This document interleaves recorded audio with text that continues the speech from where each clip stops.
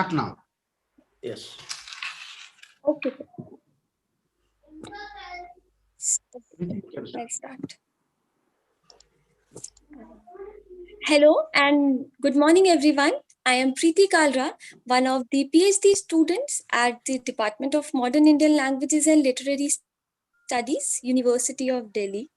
And I am honored to be with you all as the moderator of the inaugural session. It is my great pleasure and honor to welcome you all on the behalf of Department of Modern Indian Languages and Literary Studies, University of Delhi.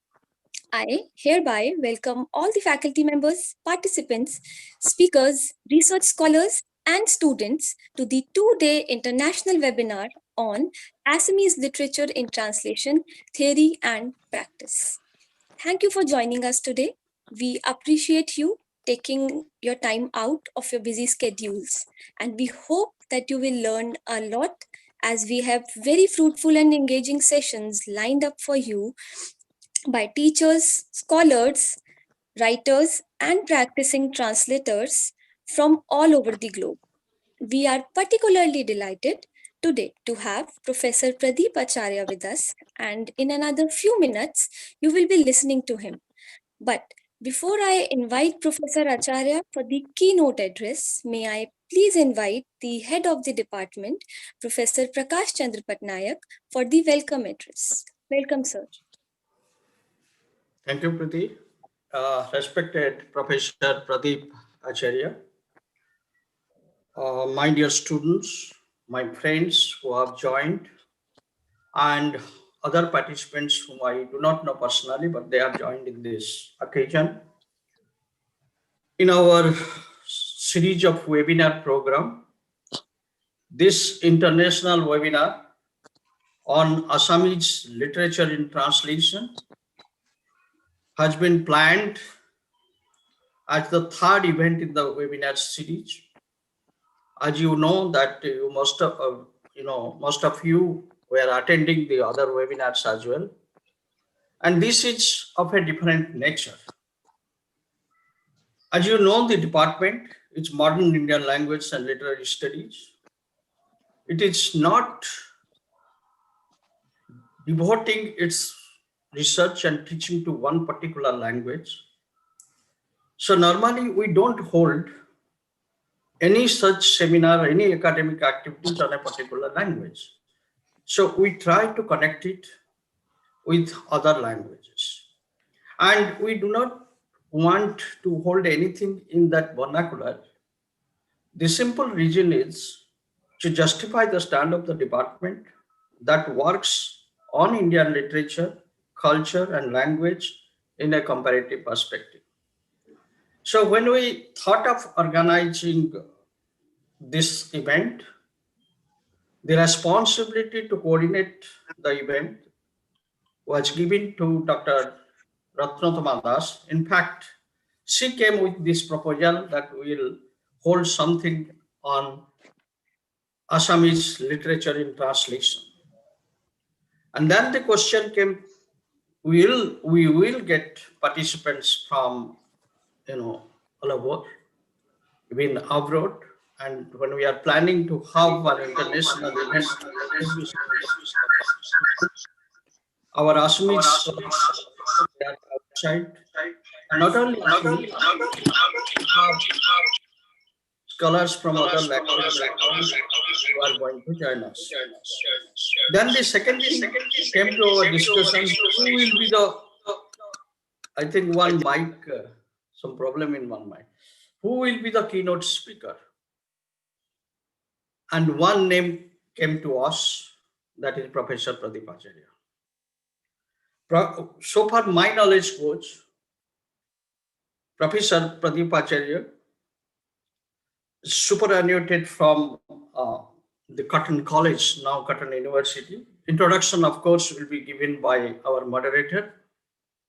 But he is more known as a translator, and the best translator from Assam, according to my assessment.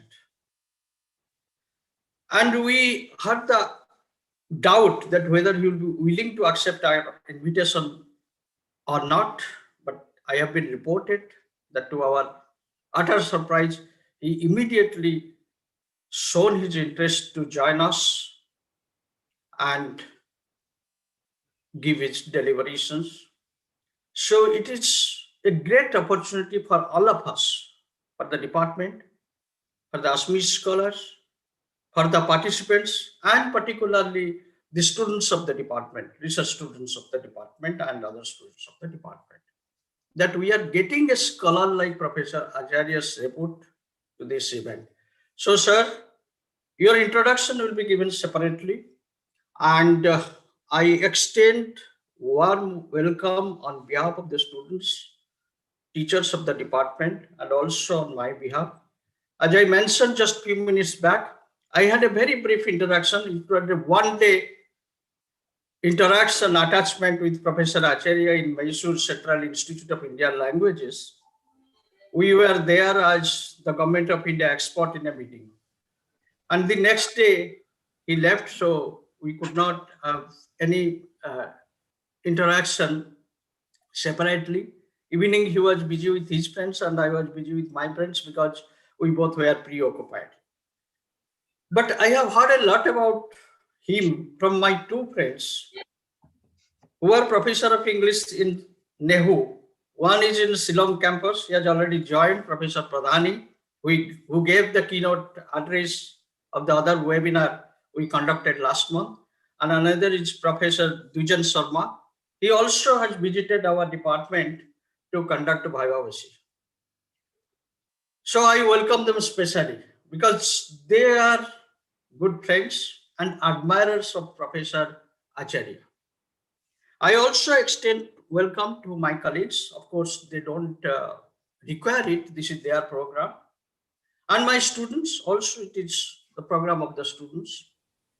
But to maintain certain formality of a seminar, now it is a webinar. I'm also welcoming them, and I welcome all of you to this special session and to the special lecture, that is the keynote address by Professor Pradeep Acharya. Over to Preeti. Thank you. Thank you, sir. Thank you for the very brief and perfect welcome address. Now, as we all know that today's webinar is very well curated by Dr. Ratnotma Das. Therefore, I request Dr. Das to please introduce the listeners to the theme and subject of the webinar. Please, ma'am.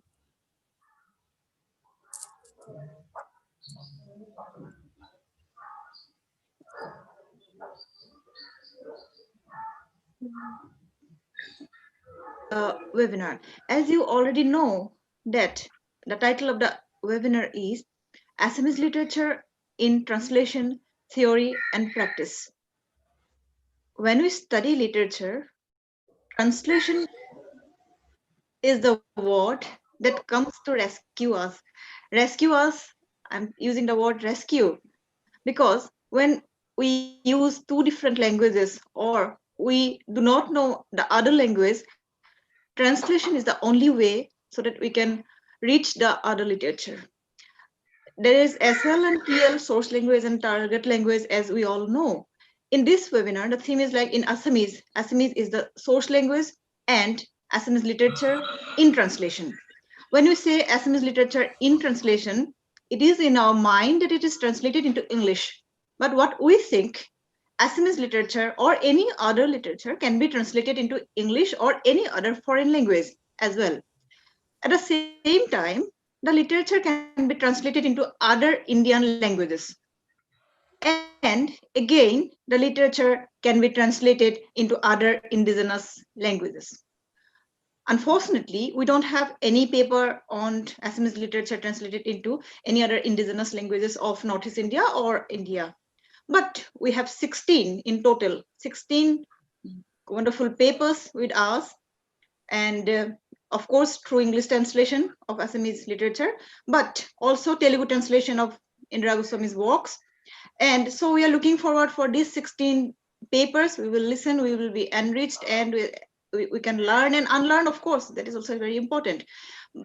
But one thing I'd like to mention here, that we have the plan in future that we will discuss about the other part also, that is Assamese translation literature from other language to Assamese. But in this webinar, the whole webinar, the medium will be in English, so that our non-native Assamese or non-Assamese readers can reach our literature. That is actually the main intention. The major intention is to introduce our literature to the larger audience. So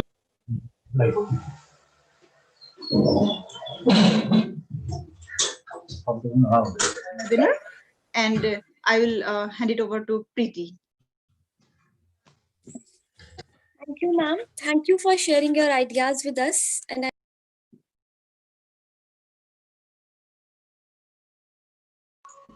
Preeti, please unmute. yes, sorry, sir. Thank you, ma'am. Thank you for sharing your ideas with us. And I'm sure that in the different sessions that you have lined up for us, we'll learn extensively about the multidimensional aspects of translation, particularly in Assamese literature. And to add on to the body of knowledge in the similar field, we are honored to have with us Professor Pradeep Acharya. Now, about the professor, at the outset, I am happy and proud to share it with all of you that Professor Acharya is an alumnus of University of Delhi. He graduated from Ramjas College in 1968. Later, he did his post-graduation in English literature from Dibrugarh University, his native place in Assam. He taught English literature at Cotton College for over 3 decades, retiring as professor and head of the department in 2007. Professor Acharya is undoubtedly considered as the prestigious authority and a stalwart of Assamese literature in translation. He is an academic and social activist who translates basically for fun and pleasure. As a renowned author and translator, Professor has some very well-known translations to his credit, including Ancient Gongs and When Seas Meet, which are translated from Assamese. Another famous work that is translated into Assamese is Krishnananga Kabir Kabita, an anthology of Black poetry. His other translations include Longing for Sunshines, Pages Stained with Blood, and 100 Years of Assamese Poetry. His command over Assamese, Bengali, and English language makes him one of the most prolific writers of Assamese literature into English, and his translations have appeared at home and abroad, including verse in Oxford and poetry in Chicago. So now, without further delay, together with all of you, I welcome Sir to enlighten us with the knowledge and his years of experiences. Welcome, Sir. Over to you.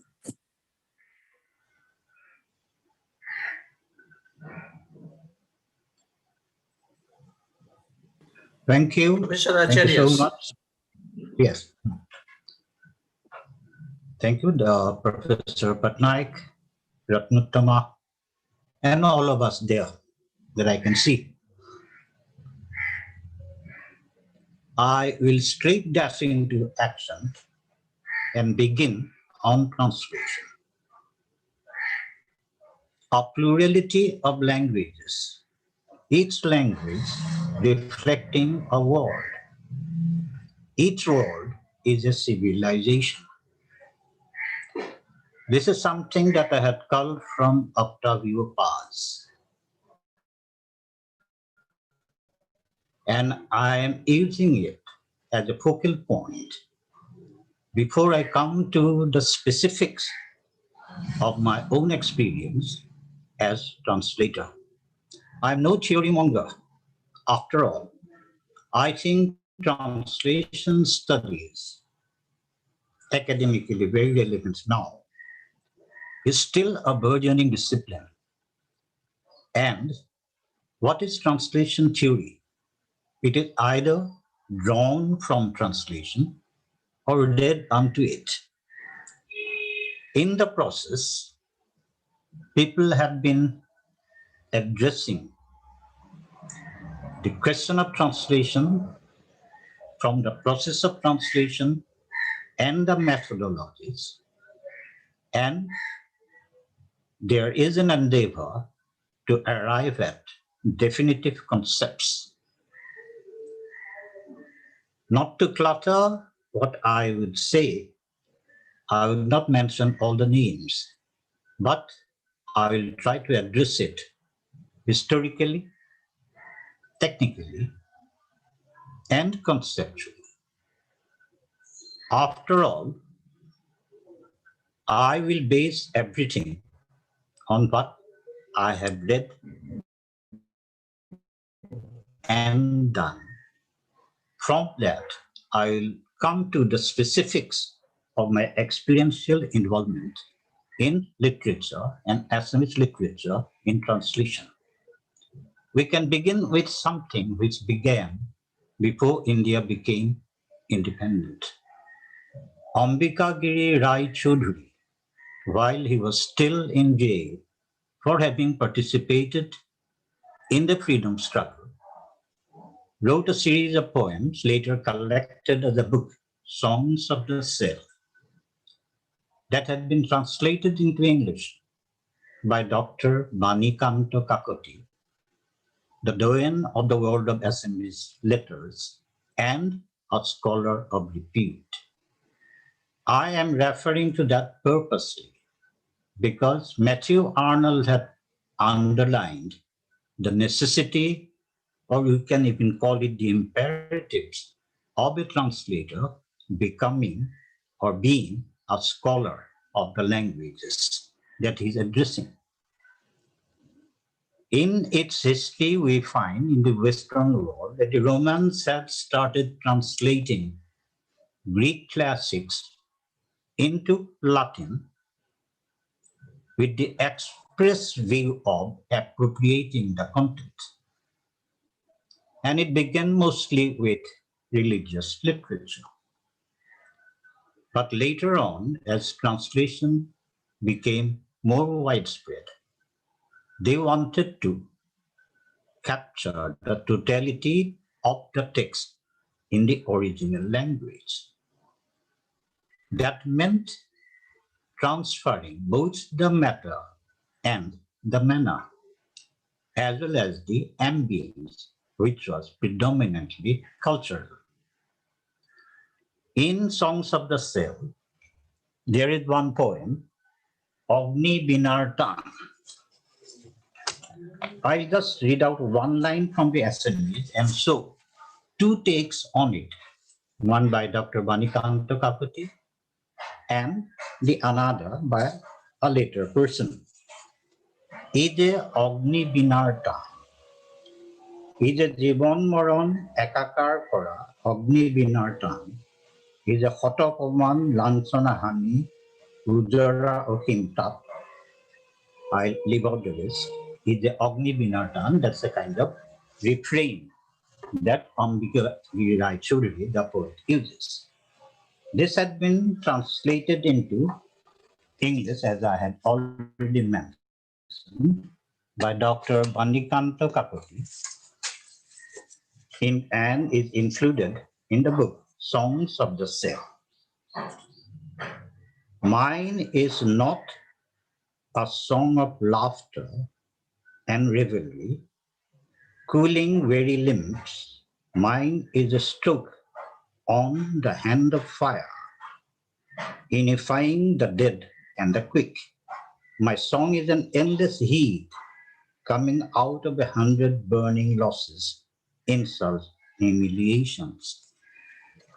This significant endeavor tries to transfer simply the content.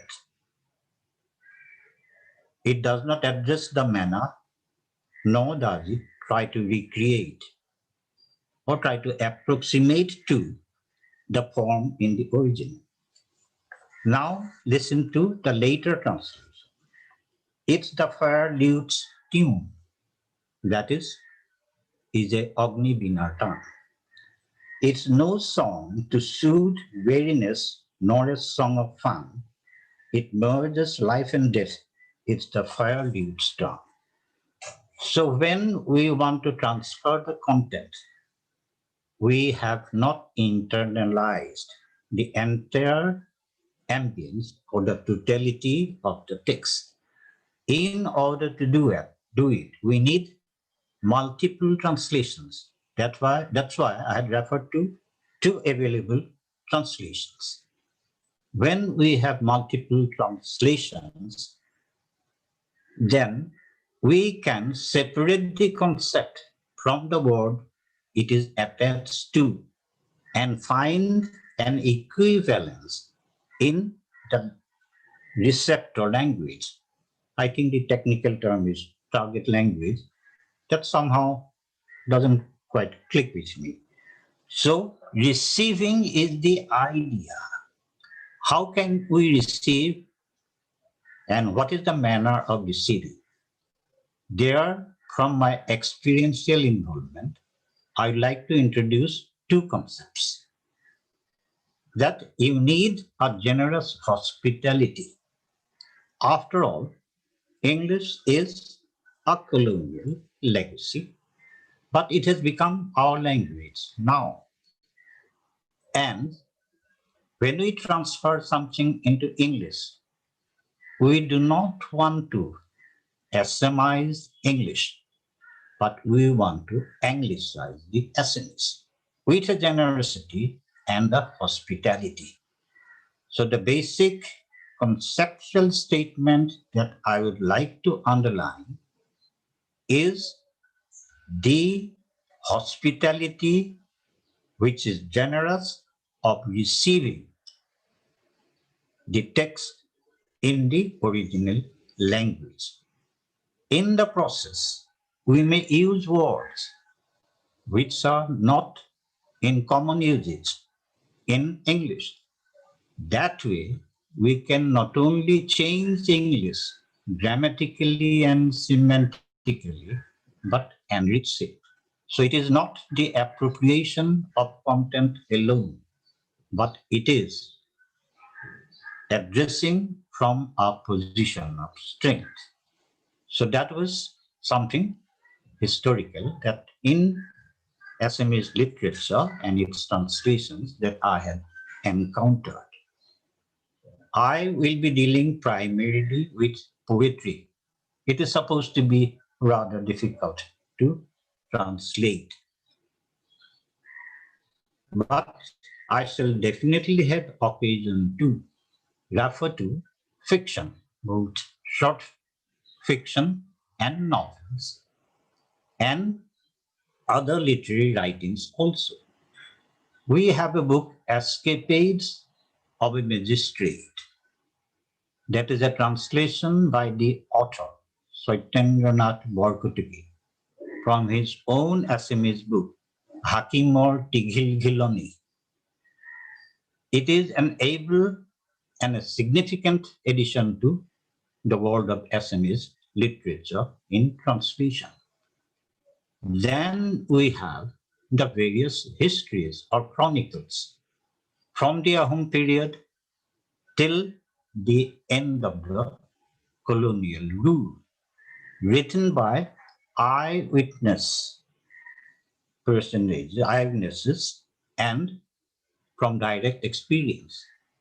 There are two such chronicles written in verse, Biseswar Bidyadhit and Dutiram Hazarika, Ahomor Padyaburanji, and Belimarar Assamese Verse Chronicle, and Annals of the Sitting Sun. I'm referring to those because they have already been translated into English. There, the process of translation, the methods used are entirely different. After all, in a book of history, you have to be exact with the dates and take in your stride the plenitude of names and places and mores. The past is a different country. They not only spoke differently, they also thought differently. That is why I had referred to Octavio Paz's idea of a plurality of languages, each language reflecting a world, and each world a civilization. That is the way we can address translation. And this particular account of the Ahom rule and the later colonial rule by eyewitnesses is a sure example, but there you will find that the original writer is writing more for rhyme than for reason at places, and that is also being transferred to the English translation in order to give you a feel of the times. So this awareness is a sociological, a cultural awareness. I will give another example to illustrate another of my conceptual endeavors. There's a very famous poem, he died recently. Every Assamese, every reader of poetry, and the lay citizen also would know Hidden Bhattacharya. He had written a simple poem, a few lines only. Eti Rupaliha, a silvery duck. In that, he refers to something Bharotima, which translated into English would be all the 12 months, the year round, the 12 months continued, and so on. But when I translated that, I read out the translation. So you will see a silvery duck lurks in the lake of the heart all seasons, where the crimson sun dips of afternoons, a silvery duck. Bharati as all seasons. That is something alien to the original culture, but it is something which is very much current in English, and it had been used by other writers in different contexts also. So, in order to give it a rich and nuanced context in the receptor language, I have rendered Bharotima as all seasons. So these are certain details which help me underline my concept of the cultural imperatives of translation. In doing that, I again have to fall back on certain other critical theorists and poets. Matthew Arnold had underlined the imperatives of scholarship and many others, which led on ultimately to what is known as reception theory, had talked about the different types of translation. And suppose a poem is transferred into music, that is a semiotic translation.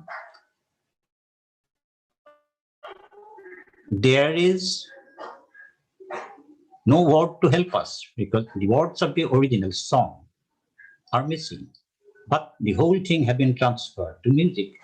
So it is that universality that I would like to underline. After that, we can look at, I'm not trying to give an inventory of translation, but we have to look at a few other translations.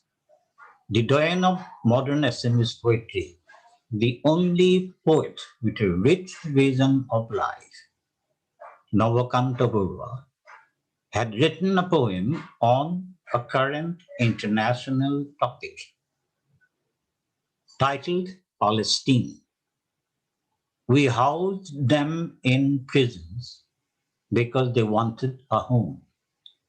We killed them because they wanted eternal life, then bulldozed their prisons into fields of corn. What is that hand sticking out of the earth? Other hands will sprout from it. and tickle us to death.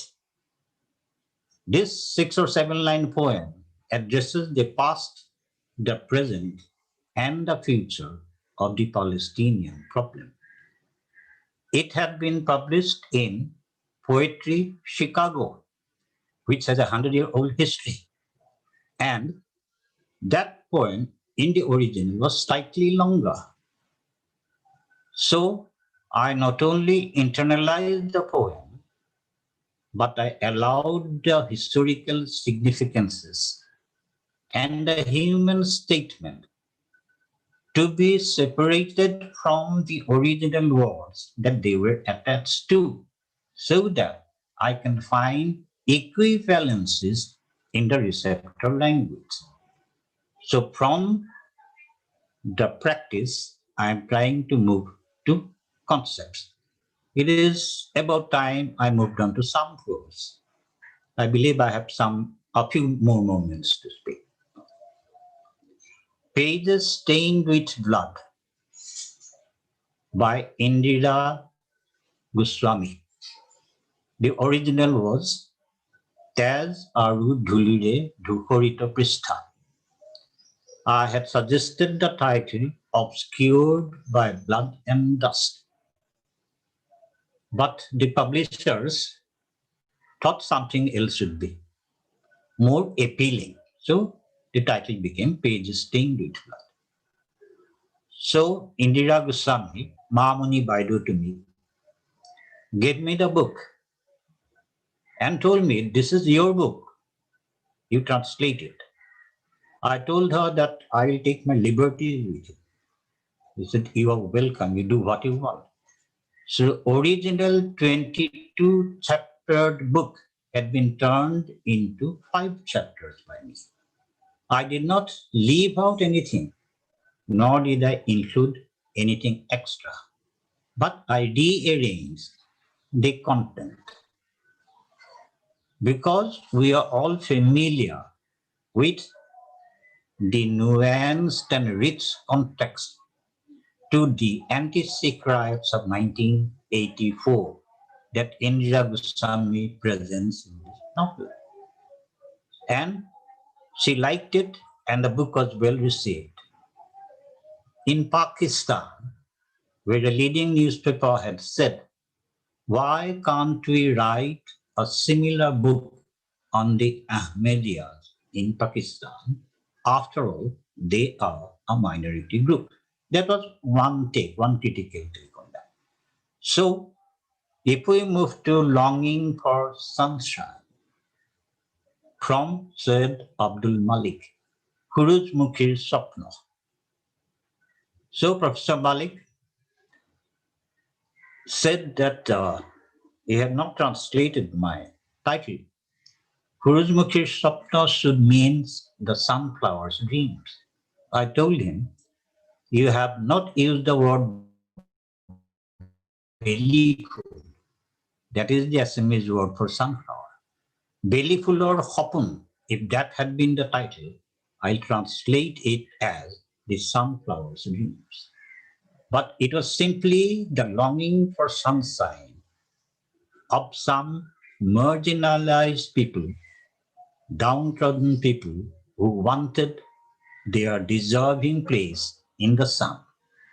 So that book had been published by the Sahitya Academy, and it had 4 printings, and the second edition should have come out by now. Now, remember, in the book exhibition, I don't yet know, maybe they had exhibited it. Then there is one science fiction, and you'll be surprised to know that the science fiction is by the doyen of the Assamese poetry, Nabokanta Borua. It is called Apadartha. He doesn't mean simply non-matter. He also means something that is useless, of no particular significance or use.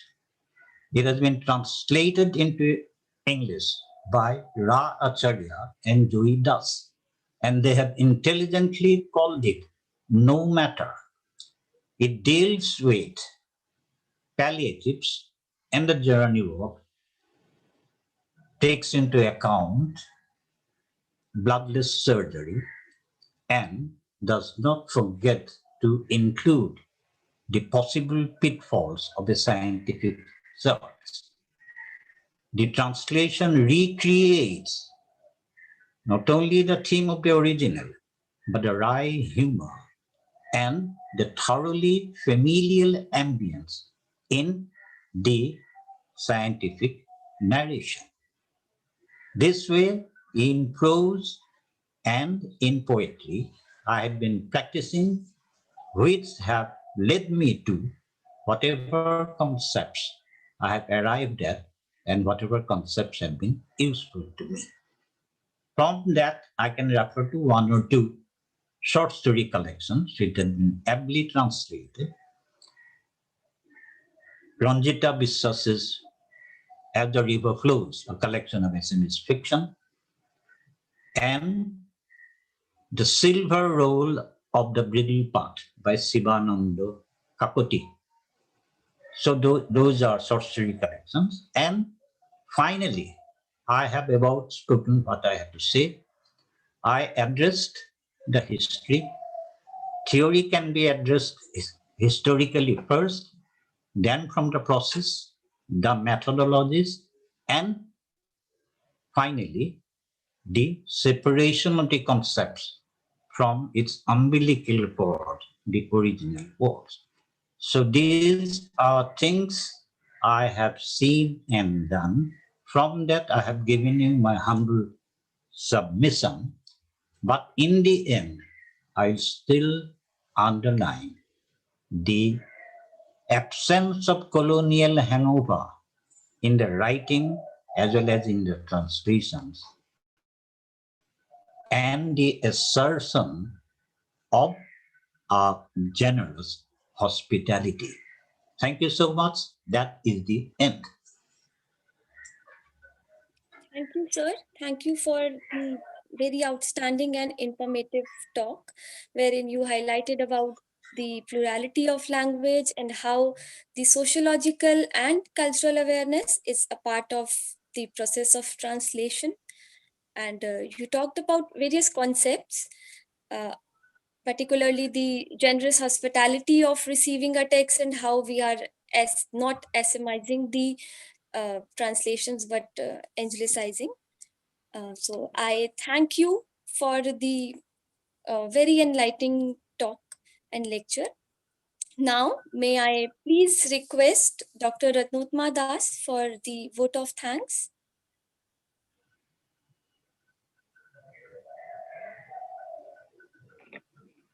Um, Ma'am. Unmute. Unmute, madam.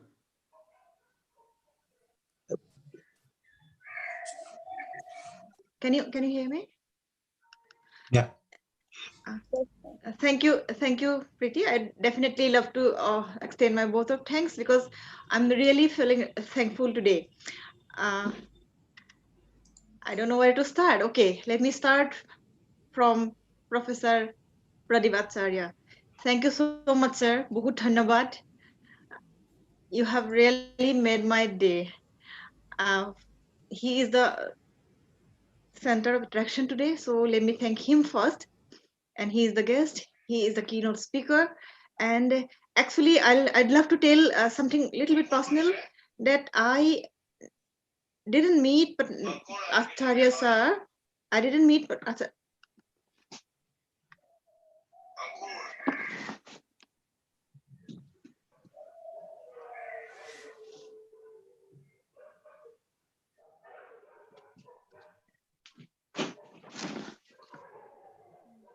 can you, hello? Okay, Yes, okay, I'm sorry for the interest. I didn't meet Acharya sir personally. Actually, I met only once in Sahitya Academy. And very frankly speaking, I was a little bit afraid of him because I heard about him a lot. And I was a little bit, yeah, really. But when I contacted him, I called him, I got the number from Lutfa Madam, my teacher in Cotton College. I called him and I told him about the webinar, and he immediately agreed. And that moment itself, I was thankful.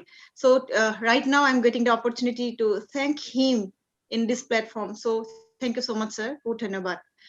Then I would definitely love to thank our HOD, my guru. I always call him more Hikha, Dikha, Aru Dikha Guru, Professor Patnaik, Professor PC Patnaik. Sir is the one who always encourages everybody, and I always tell everybody with lots of pride that I'm his student. I don't say I was his student. I love to say that I am his student. So he guided us, and this was his concept actually to this webinar series. So I'm very happy to be a part and initiate this webinar on Assamese literature in translation. So thank you so much, sir, for giving us the opportunity, and let us fly the way we want. Thank you, sir. And of course, actually, the audience, all the participants, they deserve a big thank you. Thank you, all the participants. Because of you only, the program is successful. And I would love to extend my thanks to all my students, colleagues, and the family of Department of MIL and LS, particularly Dr. Venkatramaya Gampa. Without your help, Dr. Venkat, it would not have been possible because you are the technical head. And I'd love to thank Preeti Kalra, Miss Preeti Kalra. Very soon she'll be Dr. Preeti Kalra. She is a PhD student in our department who has been pursuing her PhD under Professor Patnaik's guidance. So thank you, Preeti, for introducing Acharya sir. Thank you so much, and moderating the session so nicely. Thank you so much, Preeti.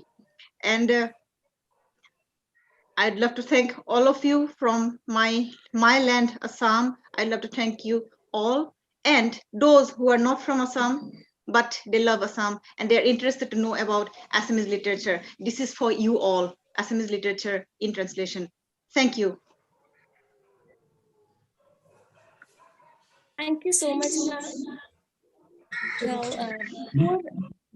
before we proceed to the presentation, and I hand over uh, the moderation to Raina, I take this opportunity to thank particularly the head of the department, Patnaik sir, for always encouraging us, and Dr. Ratnotma Das for giving us the opportunity to moderate the webinar, and Venkat sir for the technical assistance. He has been helping us through it, and it is only through that that the webinar goes so smoothly.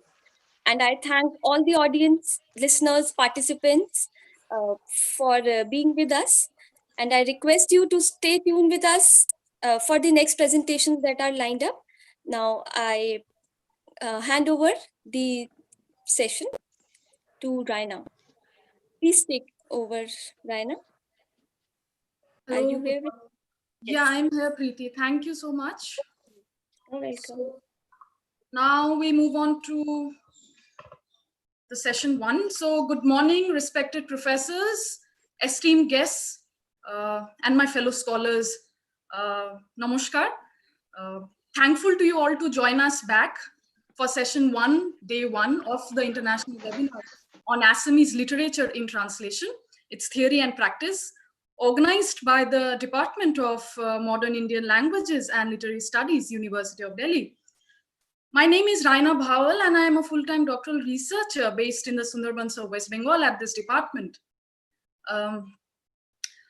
I'm extremely excited to be a part of this two-day webinar in the capacity of a moderator for this session, because as far as my understanding of this theme of the webinar is concerned, I am immediately reminded of the days when I attempted an impromptu translation of a kobita by Kobi Hiren Bhattacharya called Mor Bukut Ki Jale, and duly submitted it to Dr. Ratnottama ma'am as a part of a term paper. On this note, dear audience, I would like to grab your attention and formally invite our four speakers with their interesting presentations lined up for you all.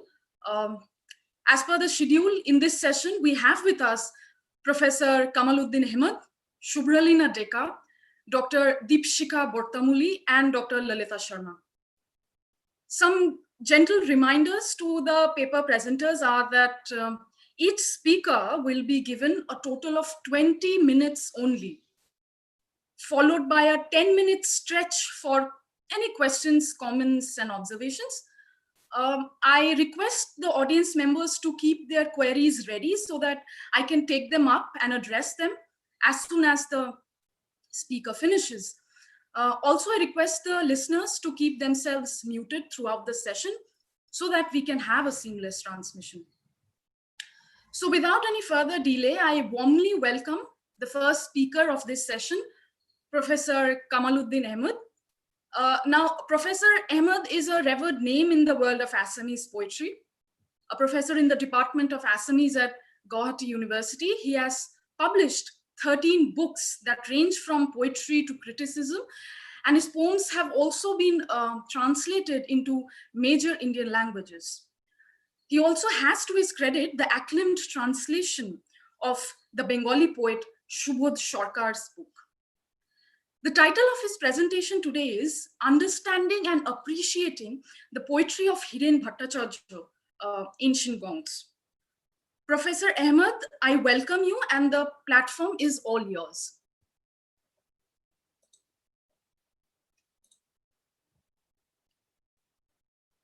Professor Ahmed, you're requested to kindly mute yourself, unmute yourself.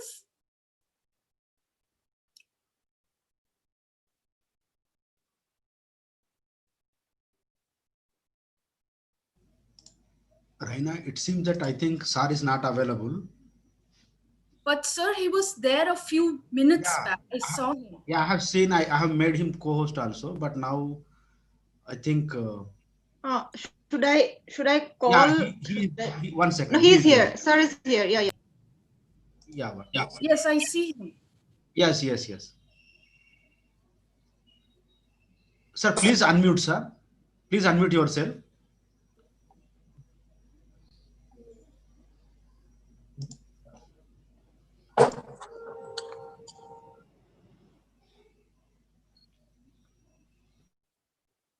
The topic of my paper is understanding and appreciating the poetry of Hiren Bhattacharya, Ancient Gongs.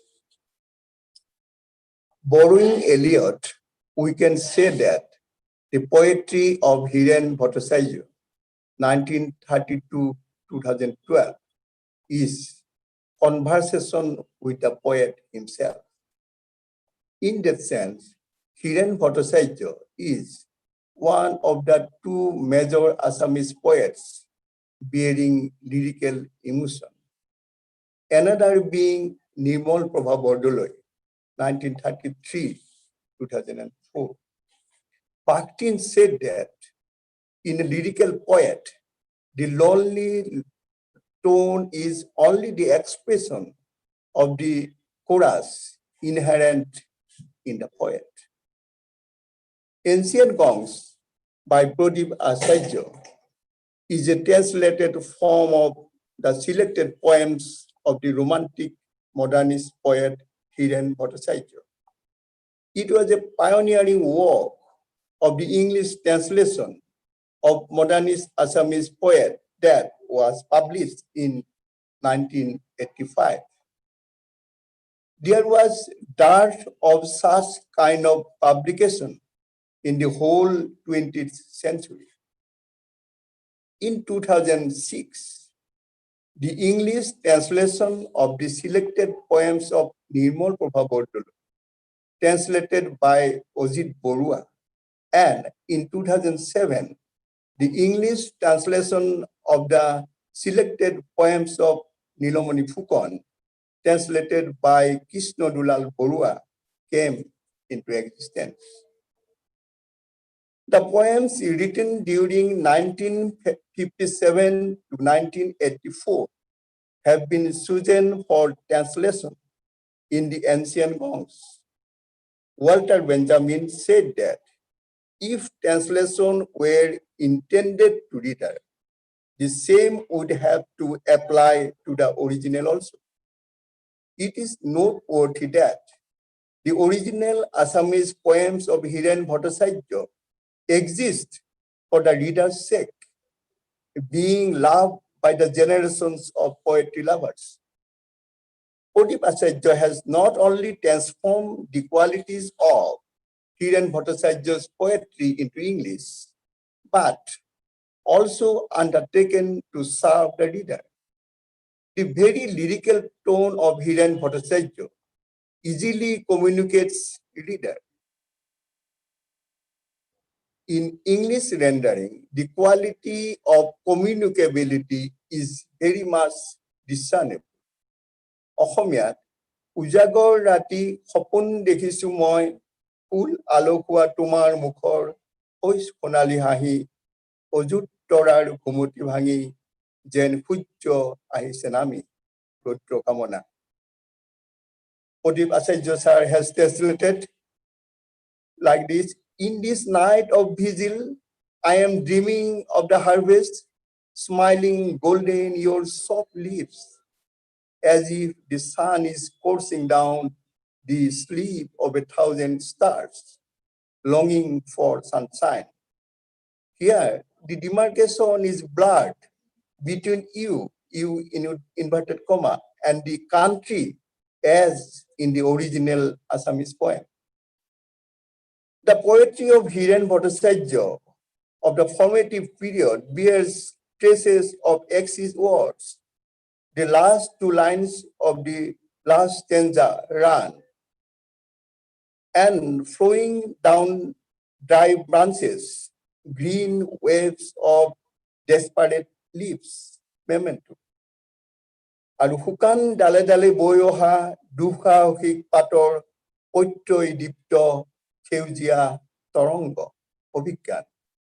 The original poem suggests a sense of social change. In the original, there were two adjectives, but the translator has used only one adjective, desperate.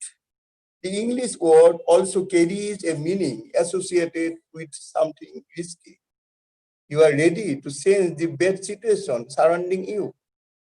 The robust optimism of Marxism finds its expression in the use of the word desperate in the translation. Hiren Bhattacharya's love poems are the gems of modernist Assamese poetry. Hiren Bhattacharya's love poems are the gems of modernist Assamese poetry. The sensuousness being a trait of Hiren Bhattacharya's love poem that has been transformed in a subtle way. Then that the intimate moment of sleeplessness, your disembodied fragrance envelops me. সেই তন্দ্ৰাহীন অন্তৰংগ মুহূৰ্তৰ তোমাৰ অতনু সুৰভিয়ে মোক আসন্ন কৰে প্ৰাণৰ but চৰা ফুলেৰে দুৰুল খাই পৰে বিষণ্ণ ৰাতিৰ ফুল. In original expressions like মনৰ নিৰ্জন স্তৰ is some kind of abstract expression and not based on imagery. For clarity, the poem, as well as to give a modernist images form, the translator has used concrete form of expression by using words from day-to-day life. The soft fragrance of your body comes all alone down the stairs of my silence. অসমীয়াত আছিলে তেতিয়া মোৰ মনৰ নিৰ্জন স্তৰেৰে তোমাৰ শৰীৰৰ কোমল সুৰভি নামি আহে অকলশৰে. The collocation of furious burning is more effective in expressing fury of the youth. তাৰ ৰক্তাক্ত দেহত এতিয়াও দপদপকৈ জ্বলি আছে 18 বছৰীয়া এটি সাঁচতীয়া সপোন প্ৰতিবাদ. In the blood-soaked body, there is still that furious burning of a dream shaped all these 18 years, a protest. The poetry of Hiren Bhattacharya has a specific significance. কঠোৰতাত ঠেকা খাই উভতি আহে কবিৰ মাত, প্ৰতিদ্বন্দ্বীহীন প্ৰতিধ্বনি, কলমৰ আগত কপে প্ৰতিশ্ৰুত কবিতা, কবিৰ সত্তা, স্নায়ু ভাৰত বিপন্ন অন্নহীন কবিৰ নাতি উচ্চ কণ্ঠত শোকৰ শ্লোক, শিল্পীৰ স্বাধীনতা, মোক এই কবিতাটো শেষ কৰিবলৈ দিয়া মোৰ নিচিনাকৈ, তেজৰ বাণী বিবস্ত দেহৰ অবাঞ্ছনীয়তাত ছটপটাই মৰে হাতত ভৱিষ্যতৰ অদ্ভুত পতাকা, মোক অভয় দিয়া পৰিচিত শব্দবোৰৰ নিৰ্লিপ্ততাত ভাঙি চিঙি হাতুৰিৰে চুৰমাৰ কৰাৰ অথবা ৰক্ত স্বল্পতাত মুমূৰ্ষ নিষ্ফল বাস্তৱ টুকুৰা টুকুৰি কৰা যুদ্ধৰ তৰোৱালৰ বিচক্ষণ তেজস্বিতা. In English translation, the poet's voice rebounds from harshness in unrivaled echoes.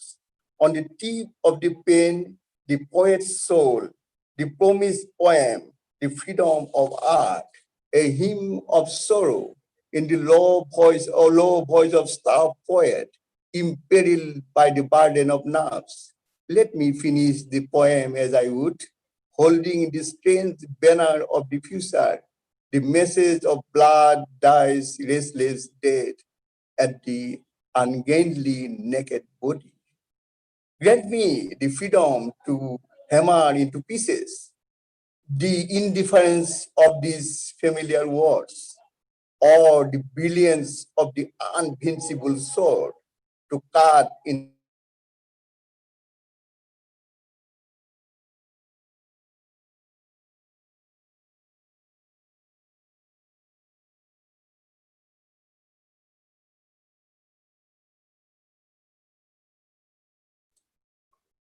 Professor Ahmed, are you there?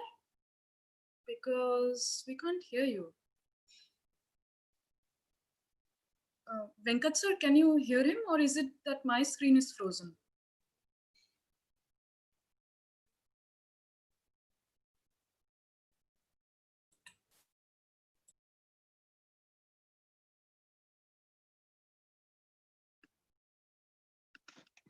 Is it some connectivity issue? What happened? Venkat sir, is there an issue on professor's side, or? Ma'am, I think there must be a connectivity issue on Professor Ahmed's end. I hope he will come back soon. I hope in a minute he will come back. I hope. And So, I'm Dr. putting. Venkat, are you there? Is it from our side or his side? Dr. Venkat, are you here?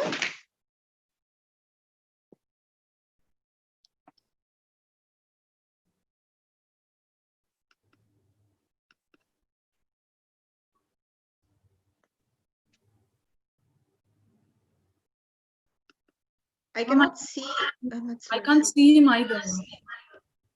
Okay, what should I do? Should I call? Ma'am, you can try that once. I've put the timer on stop.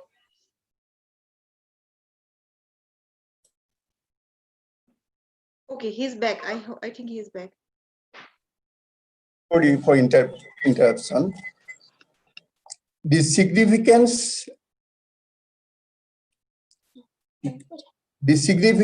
of the original involving perhaps the emergency period in India cannot be transmitted into the English translation.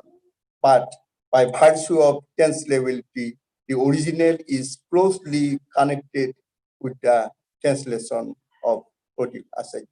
Thank you very much. Thank you, Professor Ahmed. You finished well before time.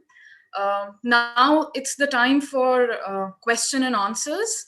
So I request the audience members that if they have any queries that they would like to address, that they would like to post, I request them to kindly put it in the chat box so that I can take them up and Professor Ahmed can address them accordingly.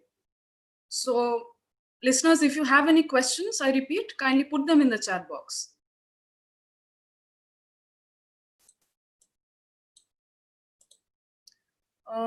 As of now, I don't see any questions, Professor Ahmed. If with your permission, can we wait for a minute more, if that's okay with you, sir?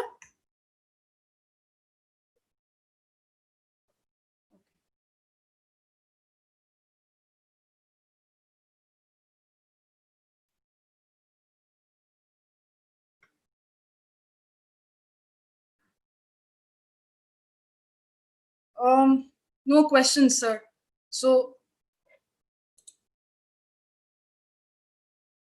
I thank you, Professor Ahmed. for this presentation. And thank you for taking us through an immersive reading of Hiren Bhattacharya's poetry, touching on contemporary issues of translation and giving us a chance to know Hiren Bhattacharya in a completely new light. So with this, we move on to the second presentation for today. Now we have with us Shubhralina Deka connecting. We have a question. Is that so? I can't. Acha, yes, we have this question. I'm so sorry. Professor Ahmed, there's a question for you. So among the translations of your work, whose translation have you liked so far? This is the question.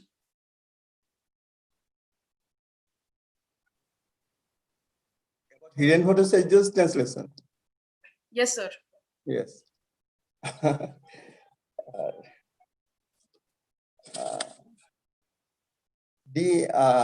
I want to name Pradip Acharya sir. He is the best translator of the poems of Hiren Bhattacharya. Okay. So thank you. I think that's the last question. Moving on to the second presentation. I hope there are no questions anymore. Yeah. So next we have with us Shubhralina Deka connecting with us from the Department of Comparative Literature and Intercultural Studies at University of Georgia in the States. As a PhD research scholar, her research involves around literature from Northeast India, focusing on alterity, ethics, and historiography that has shaped the contemporary literature of the region. She also teaches Asian American literature, ethnic American literature, and Black diaspora. The title of her today's presentation is Politics of Transability and Translation, Translating the Assamese Other. And with this, Shubhralina, I request you to carry on. Thank you so much, Rana. Good morning, everybody. And thank you for the wonderful introduction. So here I begin.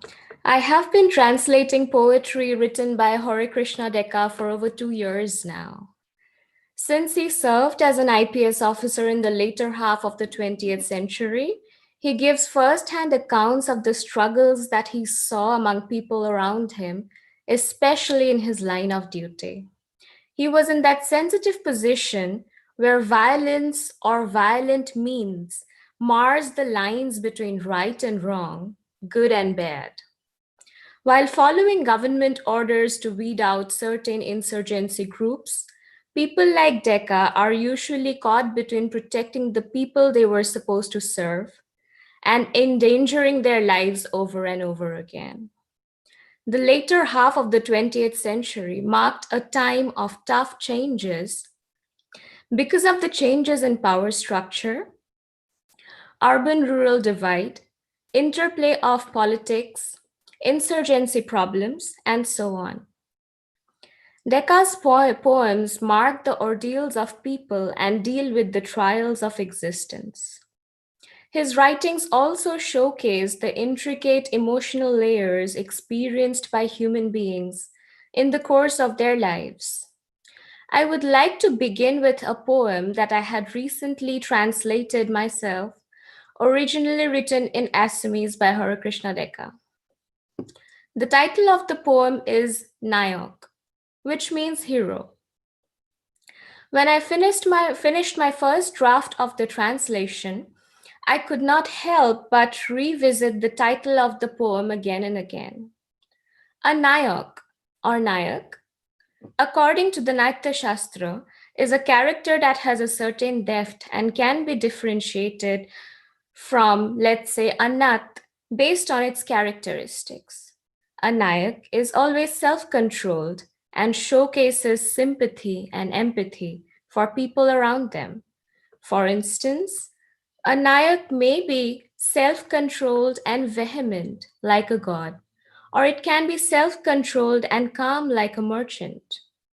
But the bottom line is, a Nayak is an impactful character in any narrative It has agency not only to influence its own storyline, but also others around them. However, the Nayak in this poem is also impactful, yet in a morose and toxic sense of the term. I will read a few lines from the original as well as my translation before emphasizing my point further. Nayak. আৰু তেওঁলোকে স্থাপন কৰিলে তেওঁলোকৰ নায়কৰ বাবে সঁচাকৈয়ে এটা মূৰ্তি। মোৰ কেৱল মনত পৰে ভগা চিগা বাটবোৰ, থৰক বৰক দলংবোৰ, নিৰাশাত ডুব গৈ থকা মলিয়ন ঘৰবোৰ, চন পৰা পথাৰবোৰ, আৰ্ছেনিক প্ৰদূষিত নাদৰ পানীবোৰ। The translation: And for their hero, they unveiled a sculpture indeed. I am only reminded of broken roads, rickety bridges, hopelessly decaying houses, desolate fields, water in streams fused with arsenic. The poem talks of a person of consequence, in my opinion, a politician. This politician probably made promises to the common men, which he failed to keep, a situation not uncommon in the contemporary world. However, the impact of such a situation is that people who were suffering before continue to suffer. Going back to a few more lines from the same poem. Aru ভোকাটোৰ মুখবোৰলৈ ৰুগীয়া শিশুবোৰলৈ চকু গাঁতত সুমোৱা গাভৰু মাকহঁতৰ হেতা মুখবোৰলৈ এটা থম থম পৰিৱেশলৈ আপুনি কৈছিল এই সকলো সলনি হ'ব আমি কিছুদূৰ একেলগে খোজকাঢ়িছিলো কিন্তু মই পিছ পৰি ৰলো আপোনাৰ খোজত বতাহৰ বেগ আছিল একো সলনি হোৱা নাই বতাহ যেন গুট মাৰি আছে মূৰ্তিটোৰ শিলৰ কঠিন উটটো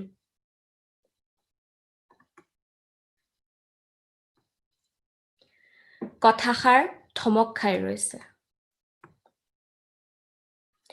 Hungry faces, bilious young ones, sunken eyes on the pale faces of young mothers, dismal times. You said, everything will change. We matched steps for a few miles. I was left behind. Your pace matched the wind's. Nothing changed. Wind had come to a standstill. The stone-cold lips on the statue could not utter a single word. The ordeals that people faced in their day-to-day lives did not change, which is visible from the poem.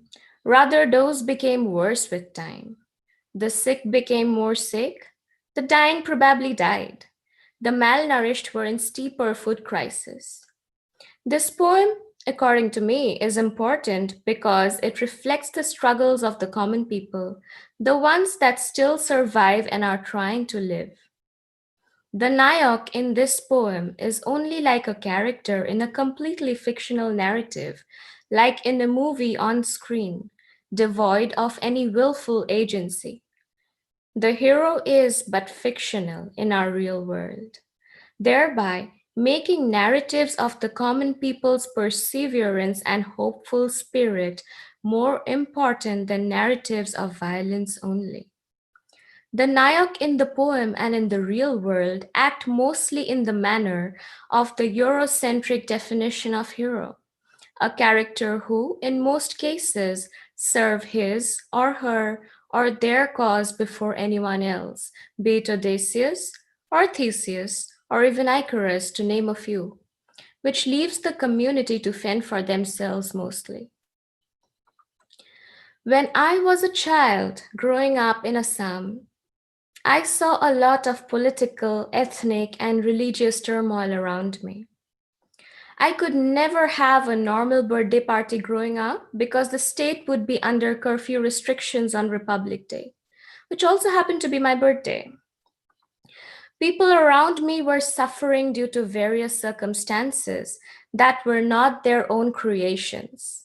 And yet, even in the midst of all that, the beauty of oral storytelling was handed down from one generation to another. Every other night, bedtime, or afternoon nap time would be very eventful for us children,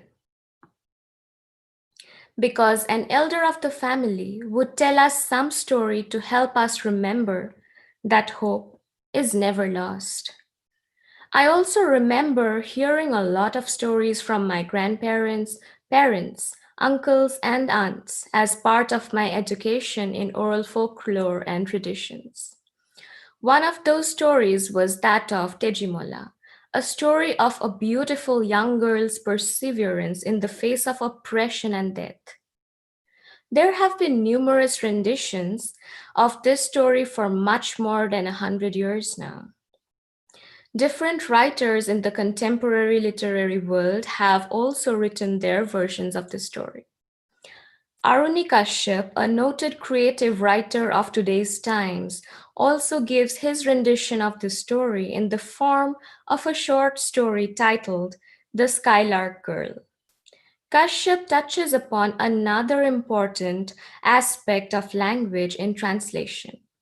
In the same story, he describes the turmoil a writer from Assam faces because he's asked to justify his presentation about a folklore, as opposed to a presentation on the stories of unrest and violence that the region faces in general that he could have chosen.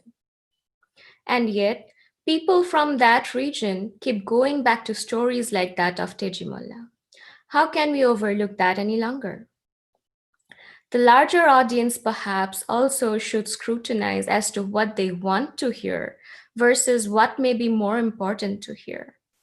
On that note, I would like to delve into another poem that shows the impact and after effects of a bomb blast, again the original by Hare-Krishna Dekka in Assamese.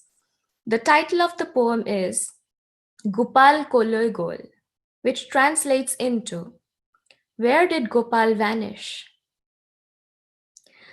Gopal কলৈ গ'ল? উভতি নাহিল কিয়?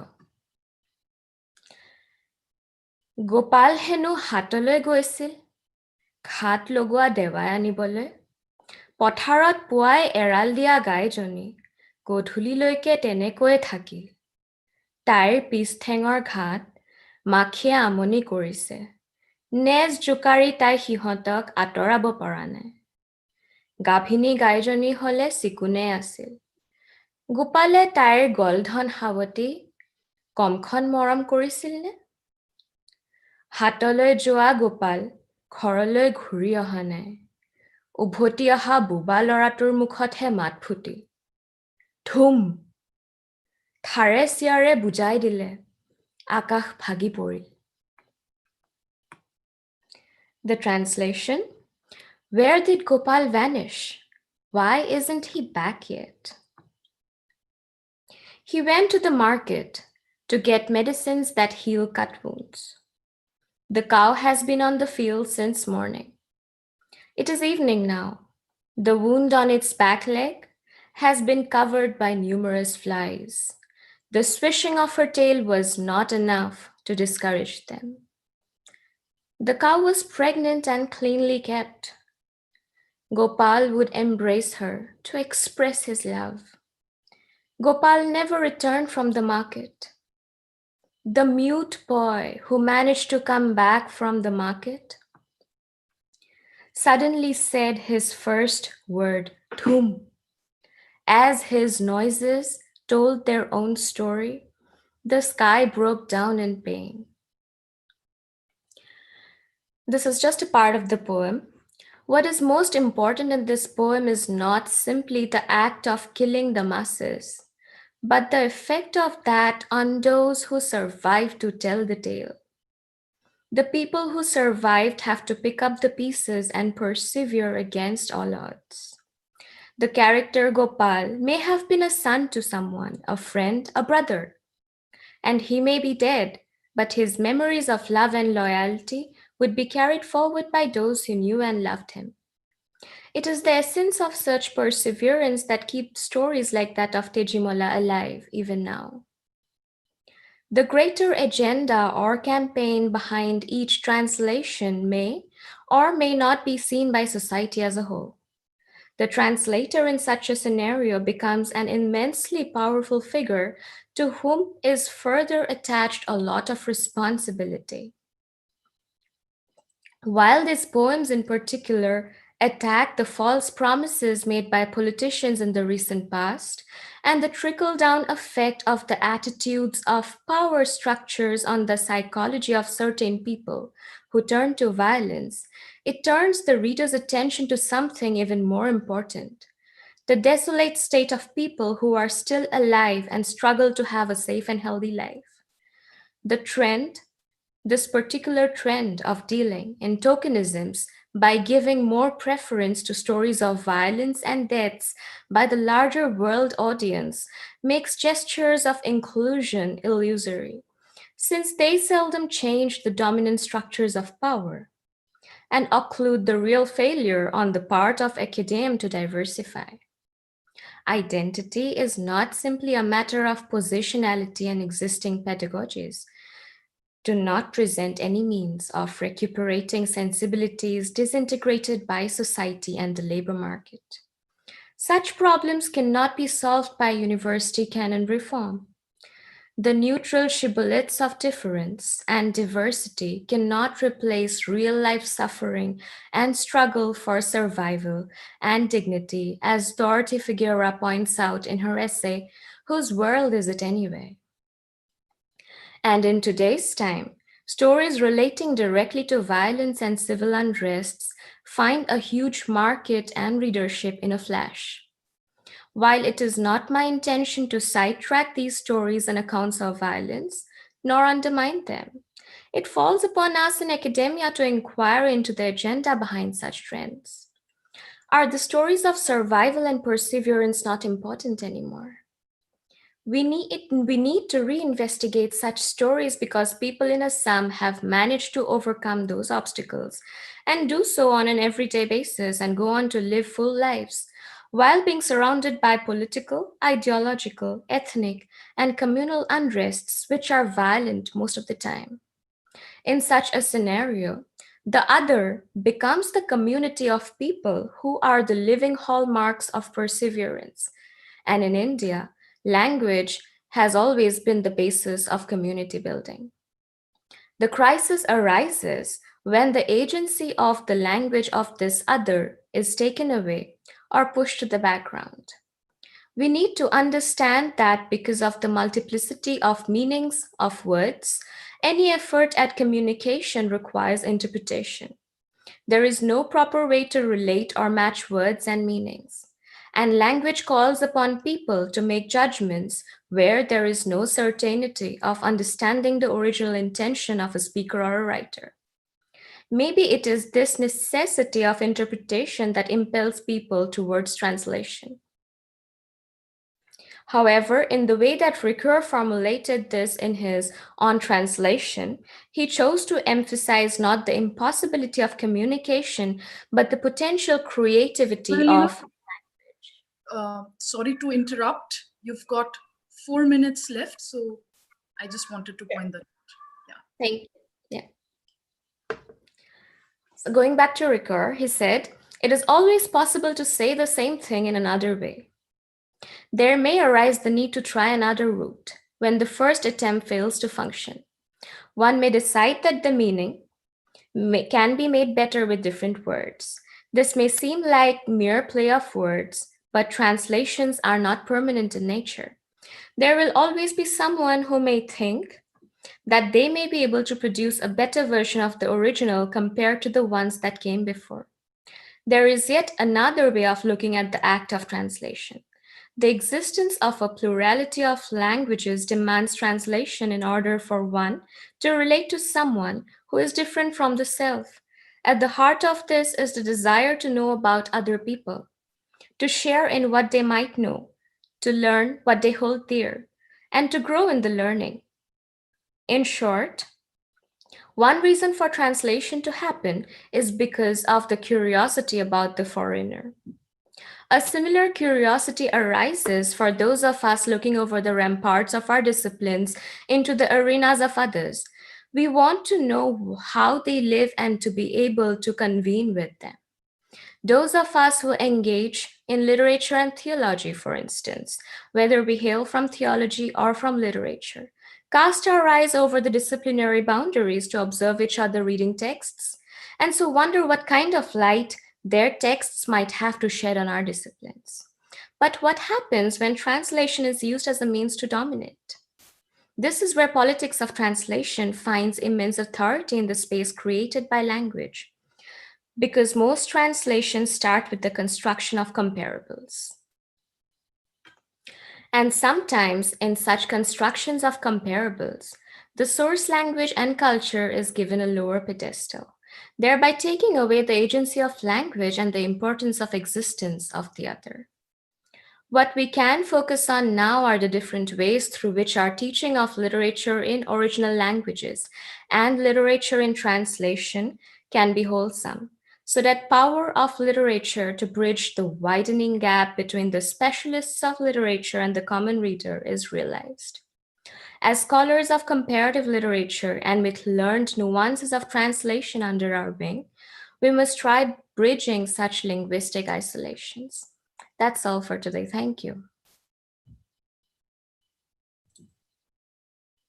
Thank you, Shubhralina, for a vivid presentation. The imagery used are vibrant, and I found something striking about it. Also, through the translation of Horokrishna Deka, I think you've showed us the courage to ask deeper questions. You've moved beyond merely translating, and yeah. So thank you, Shubhralina, for that. Welcome. With this, okay, now it's time for some question and answers. So any queries for Shubhralina? I request the listeners to post the questions, queries in the chat box, and I'll duly take them up. So we have the first question by Arunabh Konbar for you, Shubhralina. So he asks that, could you elaborate on the idea of translation being constructed on the basis of comparables? Right, yes. Thank you for that question, Arnab. So, what happens with comparables is that when we talk about the role of a translator, we also think about the translator as something that is a process through which even not only the translator grows, but also the text grows along with the translation. And that itself brings about two positionalities, one being the source language and the other being the target language. And the translator is kind of a sandwich between the both. So again, I have read Ricker extensively, and I keep on going back to his theory again and again just to help, myself understand translation better. On the same note, what happens with the construction of comparables is that it has the potential to become the justification for a double betrayal, insofar as the two incommensurable masters would be rendered commensurable through the translation, that is, via construction. So when we talk about comparables, we have to connect it to the construction, thereby the creativity of language. Does that answer your question? I'm sure it does. There's a second question for you by Jahnavi Nath. The question is that what kind of problems did you encounter while translating poetry? So mostly I have been translating Assamese poetry into English. And when I first began translating, that's a recurring problem. Actually, it happens even now. The biggest problem that I still encounter is that, finding the equivalence in English words to address a particular meaning. Like, for example, I was talking about Nayak, the word Nayak. We use the word Nayak in so many other Indian languages as well. It exists in Hindi as well. We have a Bollywood movie named Nayak. So Nayak has different renditions in different cultures. And in English, Nayak easily translates to hero, for example. But then at the same time, can the word hero really carry the weight of the word Nayak in our languages? So, problems like those, equivalence words, those become a huge problems when you translate. So, yeah. Okay, so we've got 2 more questions. The next question is by Lakshajit. The question is that, do you think that translating poetry is easier than translating prose with 3 question marks? Well, frankly, I don't think I am that qualified enough to answer this question because, again, I have extensively been translating poetry and not much of prose. But yes, translating poetry is slightly difficult according to my opinion because it's not easily done. Poetry has fluidity. Poetry has feelings, emotions. Every word, every line has its own flow. So getting that in another language is extremely difficult sometimes. I'm guessing this is the final question from Basudev Dash. He compliments that, thank you for such a beautiful webinar.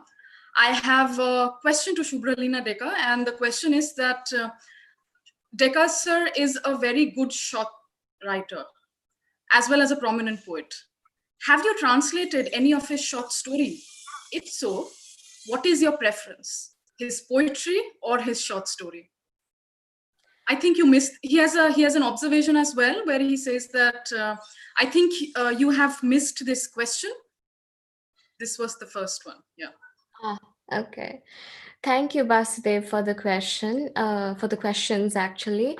So I have not translated any short story by Hare Krishna Deka. I have read quite a few of his works so far, but mostly I have only translated his poetry, especially because I know that he struggled a lot when he was an IPS officer, and I know, I have been following his journey over the years of when he was in service and then when he retired and then went into writing full time. So, I think that he captures the world more through his poetry because he uses very few words to describe and imply a lot of different meanings without actually pointing them out implicitly. So I don't know, I would always prefer to translate his poetry over his short story. All right, Shubhralina, I think that is all. I don't see any other question, and thank you, Shubhralina. You're welcome. Yeah. So if there are no more questions, I move on to the third presentation. We have with us Dr. Deepshika Bortamoli, the former head of the department. Dr. Bortamoli currently teaches English in Daulat Ram College at University of Delhi. With an involvement for over 2 decades now, her expertise lies both in Assamese and English writing on literary and socio-cultural issues. Her translating venture started with the translation of O. Henry into Assamese, followed by the translation of an article by Christopher Norris. I can tell you that Dr. Bortamuli's engagements are varied, but I will cut short and inform you that the title of her today's presentation is Translating and Transcreating, the Processes, Problems, and Challenges in terms of the Anglo-Assamese Dictionary by Dr. Hiren Gohin. Ma'am, the podium is all yours. Ma'am, kindly unmute yourself. Yes. Thank you. Thank you so much, Raina, for this generous introduction. I I'm not worth this kind of an introduction, particularly in the presence of doyens in the field like Professor Acharya and all. So I would rather like to highlight another aspect that is so closely linked to processes of language, language use, creativity.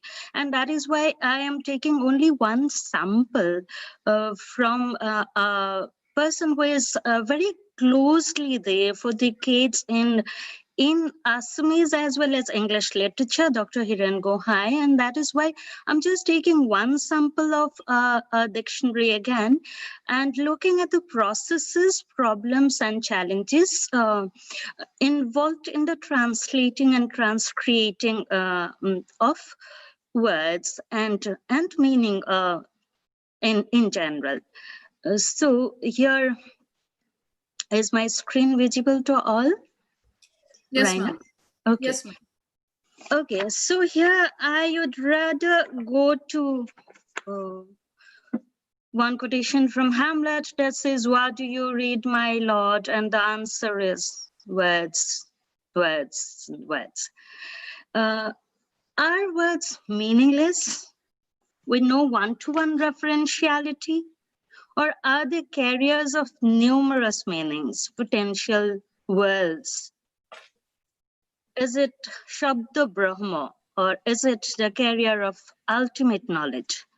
So this particular discourse from a very significant play by a very influential wizard of words foregrounds the central position that words, as well as the whole complex process of interpretations, have in terms of the potentialities of creating worlds, erasing worlds, creating confusion, hedging, and any other and numerous other instances of the endless possibilities of strategic use of words.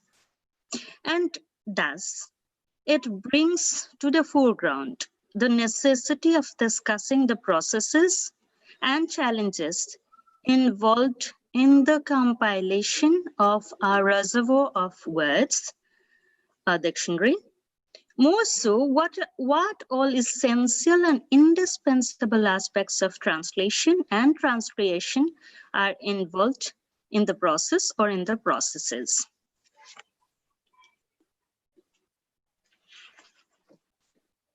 Literature creates reality. It reflects reality. It gives wings to reality.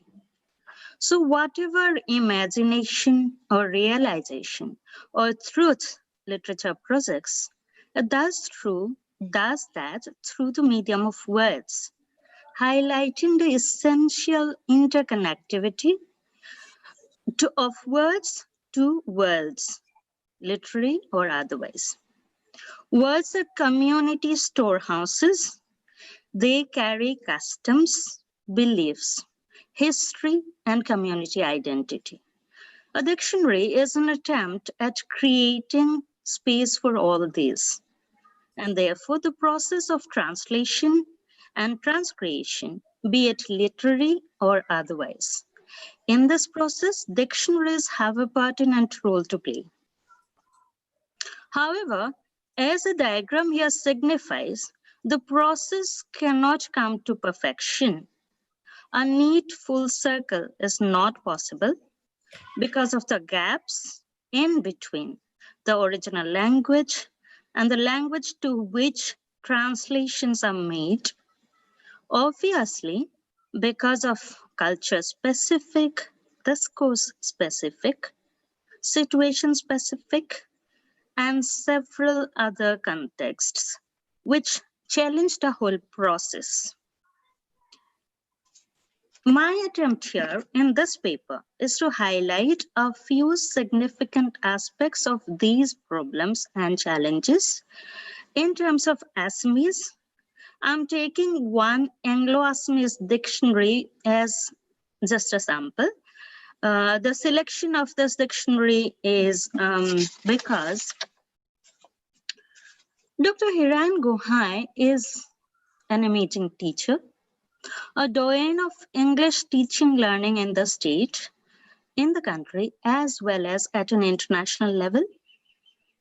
A thought-provoking intellectual who has been leading various streams of thought, guided by the sheer love and concern he has for Assam and its inhabitants. His Anglo-Assamese New Millennium Dictionary is an outcome of a compulsion of a competent individual serving his language and thereby his people. It was first published in 2002, and the copy I have was published in 2012 as the 12th edition. So it has already seen 12 editions in 10 years. I must say here, make clarifications that I do not have the authority, nor vision, nor talent, nor disseminating capacities to comment on his work. However, in an international webinar specifically for translation, and as we have noticed so far, there are excellent observations in terms of theory as well as practice to and from Assamese. I consider this aspect of the meaning creation to be a process that is very pertinent to the broad area, and hence this effort.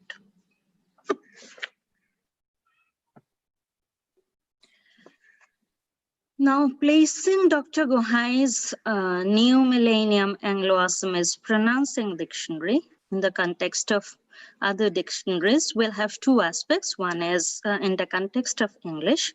The other one will be in the context of Assamese. So I'm starting with the English aspect first. When we look at the English dictionaries, there are already a variety that is existing in terms of the focus. So since it is pronouncing aspect has been highlighted in Dr. Gohai's dictionary, so I have kept English pronouncing dictionary as the first one, particularly Daniel Jones's dictionary, which has been paving ways in terms of pronunciation details, keeping in mind the International Phonetic Alphabet, its English specific phonemes, allophones, again in English, the American as against the British English varieties, and British again, the RP as against so many other dialectal variations that exist.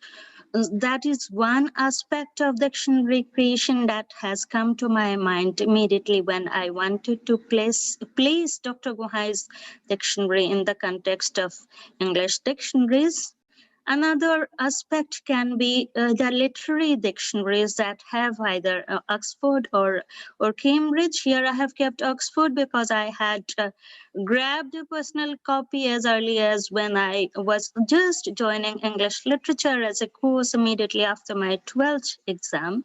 So I was fascinated by the fact that this can be a variation of a dictionary, which is giving not just the etymology, but the literary first use as well as instances from famous authors, along with the kind of basic meaning. So meaning, uses, instances of use by famous authors, and the whole cultural specificity, hermeneutic process that is involved when a famous writer uses it in the context of a literary production. This is what this kind of a literary dictionary highlights. From then on, we can move to a relative field, that is the dictionary of literary terms that we do have, which gives us again discipline specific or generic or critical terminology, and a bit longer explanatory passages than a normal dictionary does. From then, because we are talking about generic distinctions and generic specificities, we can also move on to dictionaries of technical terms, common usages, proverbs, biographical dictionaries, dictionary of quotations, or similar ones, very, very specific uh, areas that are aiming at and thus catering to the needs of the discipline as well as the people who want discipline specific information. Then we also have more visuals and usage specificity here. Uh, Again, for the need of usage from a generic field.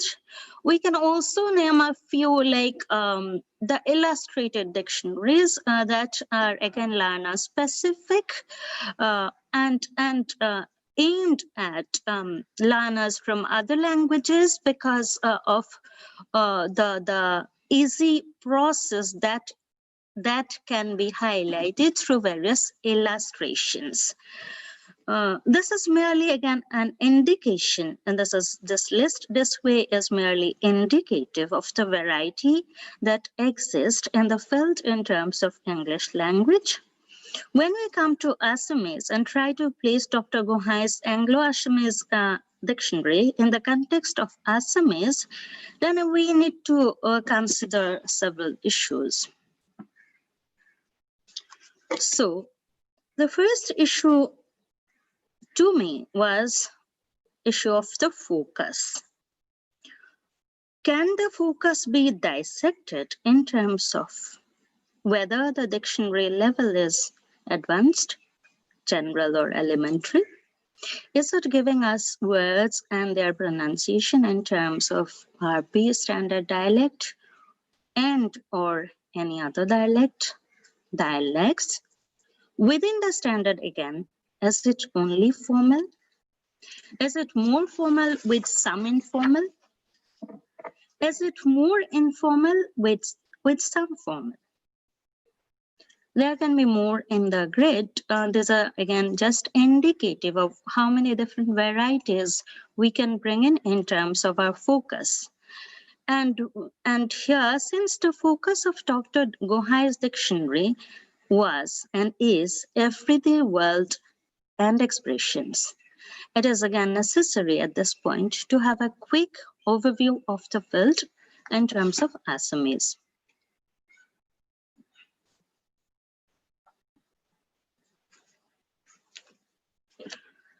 So I am moving on to the process of compilation of an Anglo-Assamese dictionary, and the first area that I keep here is the selection of diction. And here, because the dictionary is focusing on everyday words, so I'm keeping number 1A as words of everyday use. And in, again, words of everyday use, we can subdivide the various contexts of the everyday world, contexts that are specifically related to the Assamese English speaking environment or discourse situations, and more significantly, the relative nature of this ever-emerging space. Now, in terms of this relative nature of the ever-emerging space, let us quickly jot down a few historic reasons. So here, the process of compilation of a dictionary and what was the necessity of English language and the translation work, and who all use English in the everyday context. So if we go to the historic, a few significant historic reasons, the first and most prominent reason definitely was the need that arose because of the British rule. Assam was annexed to the British rule in 1826, and it was under British rule till 1947. Another reason was the tea gardens that started growing up over there and soon became industries. were a lot of people involved in the whole process of industrialization. And definitely another process involved was a national independent movement. And after independence, it is communication to and from the center. In the present scenario, a few other prominent ones can be also noted here. For instance, judiciary and administration, which remains a field dominated by English use, formal argumentation, as well as formal communication. And we also have mixed localities where English is becoming the dominant language over the years and sidelining Hindi to a larger extent. Then we also have the central institutions and offices. We have the ever increasing number of English medium schools, as well as the centers of higher studies with a mixed group of students. So these are some of the prominent areas I just wanted to mention in terms of the ever emerging field of English use out there in Assam, which made. Portamuli, ma'am? Yeah. I can hear you all day long, but then sorry to interrupt. You've got 10 minutes more, so. Okay. Okay, I'll quickly move over. Yes, ma'am. Yeah. Please, ma'am. Thank you for the reminder. So here, from this, if we move on to the English in everyday context in Assam. So I was looking at the everyday context, again, dissecting them in terms of the scientific words and processes, new coinages, used it or as original or rather English words in Assamese alphabet, technical terms and all. From then on, we move on to the need to interact, the various necessities in terms of the conversational context, which lead to the formality climb, how much of formal and informal context we have over there in Assam. It also leads to the culture-specific details of the formality climb in terms of politeness strategies, requesting, apologizing, ordering, forgiving, and all that. Meaning creation process that is intricately interwoven with the numerous belief systems. This course fills notions that have roots in the psychological, sociological, cultural, political, and other bases. This then leads to the second area of my focus. Discourse-specific references in the meaning creation. Are the cultural context similar between the two languages? Can they be similar? Can they be coterminous? Can they be translatable? If yes, to what extent? These are decisions that we have to take in everyday basis and in every context, whether it is everyday use of language, whether it is translation of literary work or otherwise, or the compilation of a dictionary. Now, when we come to discourse-specific uses, there is another aspect that is very, very pertinent. That is the use of proverbs, phrases, and idiomatic expressions. Here again, the necessity to make a similarity analysis before deciding which ones to be included in the dictionary as against which ones are redundant. Again, in terms of similarity, is it a similarity of experiences, of expressions? Can they be translated verbatim? If not, how much of transcreation is necessary and possible? Here I'm quickly going to one or two instances. The moment we think of Assamese dictionaries, we go to Hamkoch, the first very sincere attempt that we have had. We had so many other attempts also, starting as early as 1839, which Jaduram Borbanda Barua's attempt. But here, in terms of these co-specific uses and expressions and transcreation, I'd rather like to go to Hamkoch, which was published first in 1900.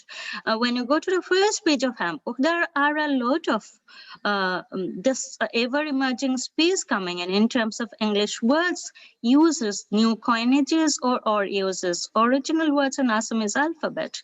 But significantly, it is also using one very culture-specific expression in the first page itself, or Guhai Toloinia. Now, this is very, very culture-specific. And this kind of an expression, until and unless explained well, cannot be understood by an user from outside. So it necessitates the use of the culture-specific meaning to be explained clearly. Next. Here, when we come to Dr. Gohain's dictionary, we find its attempt to appear enough the use of various words and this kind of idiomatic expressions. However, the literary original connotations of various entries are cut short at times. Like there is an entry for Man Friday.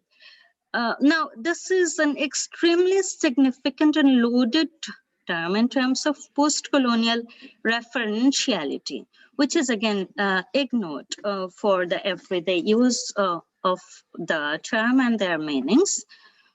I'm hurrying through. And then I'm coming to another aspect that is again very significant in terms of the use of creation of a reservoir of words and meanings, because pronunciation is another aspect with phonemes and allophones and stress and intonation, all this giving a lot of challenge here to the compiler, because to keep the characteristic of the original language as against the target users. Who are the basic users and how much of this they can use. It's a challenge that is posited in the field. Yeah, just one instance I'd like to give, because we are going to an Anglo-Assamese pronouncing dictionary. So, and again, going to Daniel Zones and his uses here, like a simple normal term, addict. Addict, and this kind of differences in terms of the use of the word as a noun or a verb, and the differences that can be heard when it is spoken out. This kind of attempts, because of the space constraint or whatever, has not been kept in here.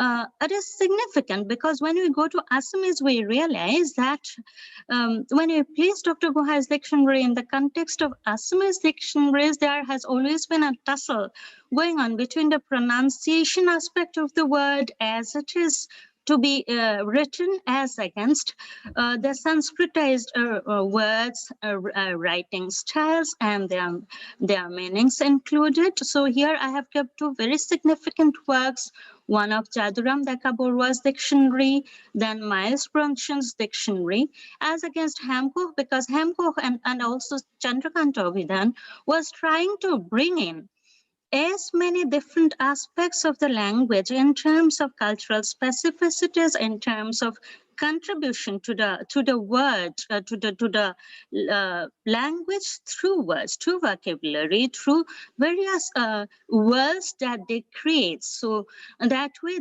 this was a different attempt, and that was a different attempt altogether.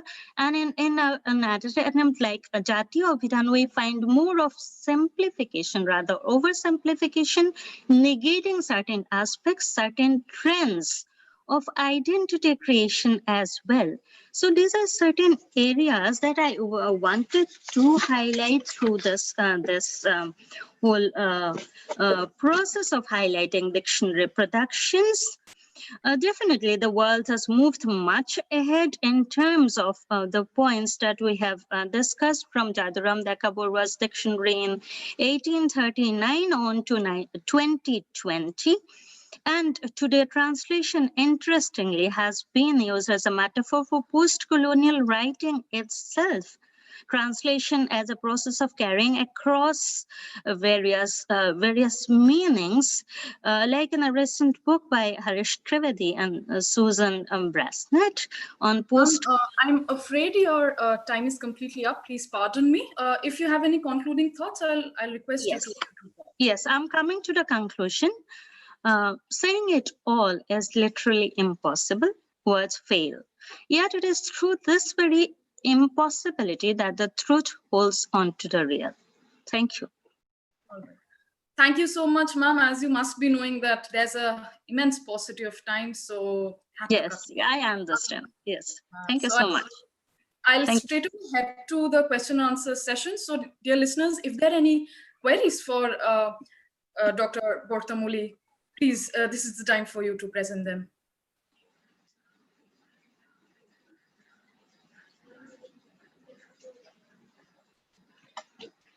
Ma'am, we'll just take a minute and wait for the query to come in and see how it goes.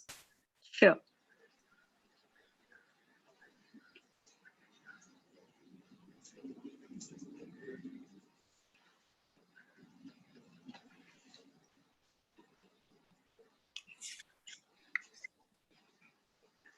So, ma'am, no queries as of now. Thank you. And so I think I'd like to thank you for taking us through this journey, as you rightly mentioned, from words to worlds, through the dictionary, of course, and placing it in the context of larger social movements in both in Assam and in the nation. So I have compliments for you, ma'am. The chat box has compliments for your presentation. They found your presentation to be extremely interesting. So thank you, ma'am. Thank you. Yeah. So this brings us to the final presentation by Dr. Lalita Sharma. Dr. Sharma is presently working at Shakambar PG College, affiliated to the University of Rajasthan. Her area of interest revolves around the representation of widows in Indian fiction from 19th century to the present, and other women issues of importance. Apart from presenting papers in international and national seminars and webinars, Dr. Sharma has also edited a course book of class 10th of Rajasthan Board of Secondary Education in Ajmer. The title of her presentation today is Realistic Narrative on Widowhood, a study of Indira Goswami's Neelkanthi Braja, or the Blue-Necked God. Dr. Sharma, if you're there, please unmute. Yes, ma'am. Thank you. Thank you, ma'am. The title of my paper is Realistic Narrative on Widowhood, a study of Indira Goswami, Neelkanth Braja, or the Blue-Necked God. As we all know about Indira Goswami, she is a prominent figure in the Assamese literature. And Indira Goswami's strength lies in her focusing of reality of vulnerabilities existing in a social system. She did not compromise herself to expose many unpleasant aspects related to social cultural issues like exploitation of widows, marginalization of weaker sections, human or animal sacrifices, etc. She condemns some of the beliefs which occur in the religious ideology. Whatever she has visualized, experienced in her life is directly portrayed in her writing. This is what Indira Goswami had captured the attention of all her readers.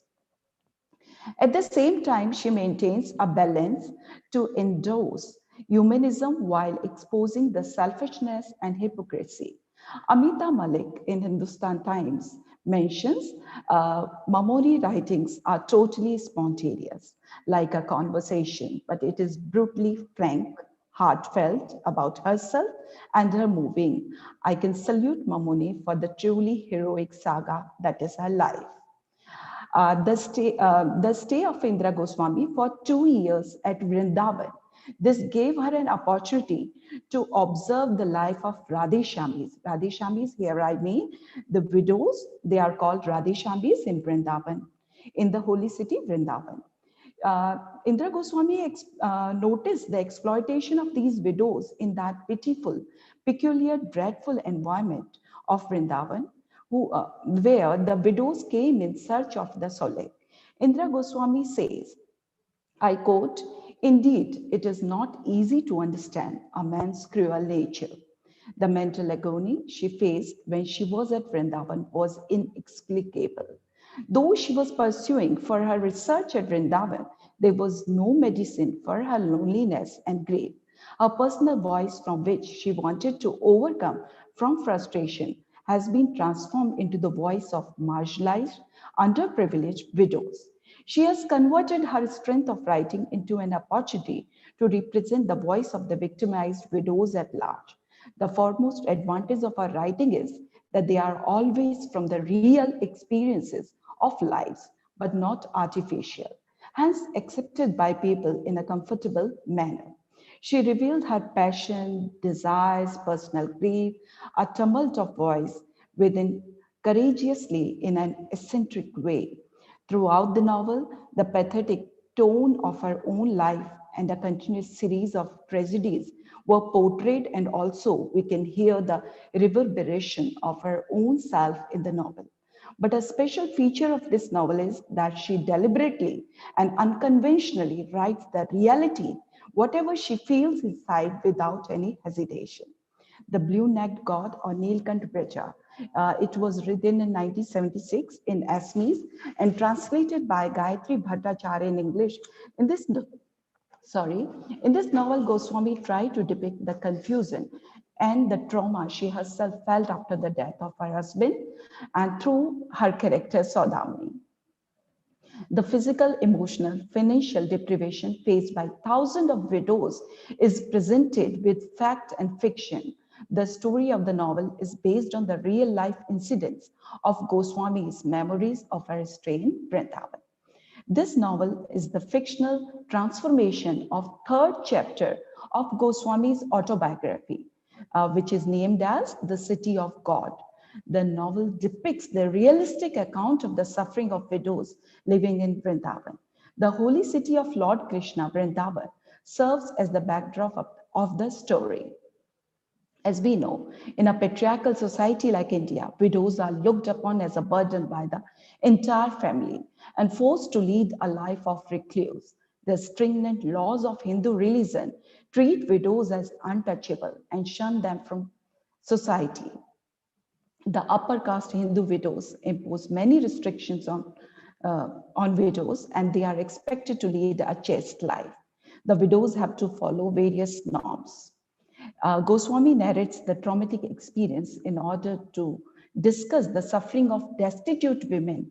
She also depicts that traumatic memories affect the mind of her character. Saudamini feels agitated by her nostalgic past when her husband was alive. She is full of pity towards poor widow Radhishamis living in small rooms like pigeonholes called cookeries. Saudamini seeks comfort in the temple of Vrindavan, but she is not able to console her traumatized soul, and Saudamini represents Goswami. As Aruni Kashyap, a writer and interviewer for Indra Goswami, writes about the blue-necked god. Her novel set in Vrindavan is a critical look at Hinduism, filtered through the life of abundant widows known as Radhishamis. He further said that Indra's life and her fiction seem to be two facets of the same coin. The woman who had risen like the phoenix, the two suicide attempts she describes in her autobiography are often compared with the depressive streaks that her rebellious and complex self meet with Saudamini's suicide mentioned in Neelkant Braja. Seems to mirror her desire when she lived as a widow in Vrindavan. Since there is a widespread notion, the Hindus, that widows must lead a life of a sadhu. They must be migrating to a holy place where, through prayer and meditation, they hope to achieve the most desirable end of the Hindu life, that is, moksha or salvation. But in reality, the scenario is totally different and very oppressive one. In India, in general, women have no position to exercise power over material sources and other things, and social relationships in public and private life. In most of the cases, helpless widows are driven out of their homes by their family members or relatives, and they often land in religious places like Vrindavan. Here again, Brahmin widows from different parts of the country came here in search of peace and solace. I would again quote Aruni Kashyap, the well-known writer. In the so-called holy city where people went to receive salvation, what she saw was worse than terror. The poverty of widows who were abandoned to die there because their families didn't want to have anything to do with them. Their lives were recorded with the unflinching gaze by Goswami in the novel, which is perhaps the first and the only novel that represents the dark side of Vrindavan. The autobiographical detail of the narrator portrays the vivid picture of life and daily routines of Radheshamis and their suffering. The writer also describes how these Radheshamis survive on meager wages that they earned from singing bhajan in temples and bhajan ashrams of Vrindavan. Goswami, a widow herself, also faced such aversion in society and poignantly portrayed the pathetic condition of the widows. Radheshamis of Vrindavan who lived hand to mouth and saved money by sacrificing their daily food so that they would be able to receive a decent ritualized cremation after their death, but most of them were denied even this, and the bodies never received cremation according to Hindu rites, and the money used to be snatched. Goswami brings out this naked reality of Vrindavan, the city of Lord Krishna. Her experience as a widow and as a researcher find expression in her novel. One of the main issues that the novel touches on its plight of young widows who lived in abject poverty and suffered sexual exploitation every day.